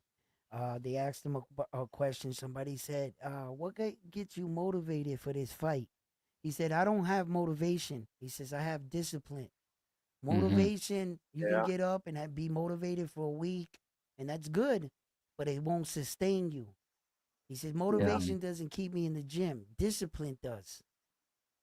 yeah. Hard work. Yeah. That He's that right. you know what I'm saying? He's like, once you come down off that motivation, yeah, I was working out, blah, blah, blah. And I tell my people that. I tell them that all the time. I be like, that motivation shit is good. It's good. It gets you hype, but discipline is better. It's when that alarm clock goes off, Yes. get up, brush your teeth, you do what you got to do, and right to the gym. That's When why I that love Mhm. when one, Beterbiev says boxing is a job for me. He said that so many times, and I look into that. I'm like, it makes sense because what he's really saying is that he's treating if I miss this run at 5 a.m. I'm gonna get fired. That's how he's treating this. right, Like Mhm. I can't miss this sparring session. Like it's not an option for you. It's not even on the table for you to Right. miss whatever the case may be because you're in that mentality when you grow up with this many options, become an influencer, become this, become that, you don't really have that mentality of there's no plan B, there's plan B, C, D, E, whatever. So that does something to your psyche, and as a fighter, especially, you I go from back in the day, bro, Tyson, the glory days. You know what I'm talking about, where people right, just had that mindset, bro. The Hagler days, the war, all of that. Mhm. So that has been lost in the West, unfortunately. Yeah, we have Bud Crawford, we have a few dudes, but the reality of the situation, bro, is that the rest of the world, mindset wise, it's got us by the balls, bro. That's the reality of Word. the situation. like I tell guys this all the time, right? I says, why do you guys know Naoya Inoue? Not because of his mouth, because he Yeah, doesn't know how to talk English, because of his skills. You know what I'm saying? So yeah, it's like and it proves you don't have to do that. And I think that the rest of the world looks at us and look at these crazy Americans. Look what they're willing to do to sell a fight. yeah. And Soft, soft. We gotten look, soft, bro. Let's say what it is. We gotten really soft, bro. and sometimes we got to teach our kids better. I love Abdullah Mason, not because he talks shit. Yeah. You feel He's a me? good at. He He says he what he has backs to it up. say. He says what he has to say. He does what he needs to do. Very humble, very honorable kid. And I think a lot of our kids should take a page out of that young man's demeanor in and out of the ring. You Mhm. know, Yeah, I when love me you some see Abdullah Mason, bro. I'm when you with you see there. your fighter, yeah, when you see your fighter, we're supposed to see a better version of that fighter the next time we see it, not a lesser version. That's Let when me you ask can you guys tell. something, because I Uh, haven't seen Sam Noakes a lot lately. Do you think Sam Noakes can give Abdullah trouble or no? yes, Okay. I If the don't know a lot moment's too about him. big, yo, we never seen Abdullah on Okay. this stage I before. This is if gonna be you the first time he fights 12, right? He hasn't fought yeah, Yep. 12 yet. yeah, it's a Yeah. yeah, no, and neither has Sam Notes. I don't think Sam knows neither. Oh, Sam Noakes But got a couple 12s, I think. I think he does has he? 2. Does he? Yeah, does he? Oh, okay. The only thing I remember about Sam Notes is he looks like Liam Paro. He fights like Liam Paro. He he's a little bit better sound, and he puts his punches together coming down from the body up top. He mixes up a little better. He has this nasty check hook. It's really fast on the inside. What dropped Abdullah? The inside left check hook. That's what dropped him twice. So Mm. Sam Notes, if you haven't seen him fight, please take the time out, go watch his highlights. For I sure. understand I understand his competition is not of the best, but who has a doodle fault, right? So Yeah. I think Sam Notes has probably the better of the resume. And honestly, he he worries me. But this Abdullah kid, he fights good rangy. He's a real good rangy fighter, and Notes has a little bit of trouble with that right there. Mhm. And Abdullah got some pop, so I think that Abdullah he does have enough to keep Sam Notes off of him. And the way I see it finishing, I think Abdullah's gonna catch him coming in with a left check hook, and he's gonna drop Sam Notes. I hope, but Okay. I'm trying to tell you right now. The question was, do I think that Sam Notes can give Abdullah problems? And the answer is yes. Gotcha. Yes, I Appreciate it. think he can give him problems. Yes. Damn. Yeah, Sam knows. He knows Gonna be what. interesting, bro. Definitely Oh gonna yeah, Yep. be interesting. Well, right. I fellas, I'm will gonna check wrap him it out. all up. I will check Uh, some notes out. I appreciate you, Ryan. Yeah. Thank you. Hey, that Hey, was a yo. great conversation, but we got a Yeah, great little man. debate there. Good stuff, man. Absolutely, man. Absolutely. God Hey, bless, hey, fellas. hey, Ryan. Thank you for allowing me to come on. And everybody, hit that like button and Anytime, bro. subscribe to the channel. All right, Yeah, brother. man, my man. Salute. Round one. Make sure y'all go check him out. Round one sports talk. Appreciate You y'all. All right. you still doing that fitness thing? You know it. I just did it this Yes, morning. sir. Yeah. Yeah, man. My man, Tomorrow round one. morning I'm going to the beach with my daughter. So Nice, I don't nice. know how I'm gonna do it, but I'm gonna get the fitness in whether I come back or whatever. But I can't be Right. missing no days. You know how that lazy bug just creeps upon us, keeps us in bed. Can't let that down. Yeah, Gotta keep going. Gotta keep going. All right, for brother. real, man. Thank you. Yeah, Have a good brother. night. You too, man. It's my man, round one sports talk, man. Shout out to him. Shout out to Define Honorary. Puerto Rico, stand up, yo. Big weekend for the Puerto Ricans. Like I've said, Xander Zayas. We all picking him to win. Now he got to go out and do it. But shout out to everybody who tuned in, man. I really appreciate y'all showing love, smashing that like button. And shout out to my bro. He fighting shoot in a couple days here. He went to Colombia to get a quick fight, July 26th. And then he's also fighting August 9th, man. My brother hasn't fought a whole year, so they figured they go ahead. Sorry. And get active. Get active, man. Let me go on Boxer here and see. I'm pretty sure he got both opponents down now, so we'll go take a look right quick at the box rec. Um, yeah, he's 12-0, 9 KOs. Yeah, man. Yeah, he got both opponents scheduled, so he's fighting Colombia on the 26th here against Luis Diaz Pastana, who's 24 wins, 13 losses. And then on August 9th, going against Victorino Santillan, who's 13-8. So, two quick fights. I know he wanted to do much more, but got the two. That's good for me. That's why I try to tell him, like, get 2 or 3 a year, man. But yeah, that's what we doing, man. So shout out to my bro Joshua Frazier. Got big fights coming up. And hopefully we in the mix, man. 154.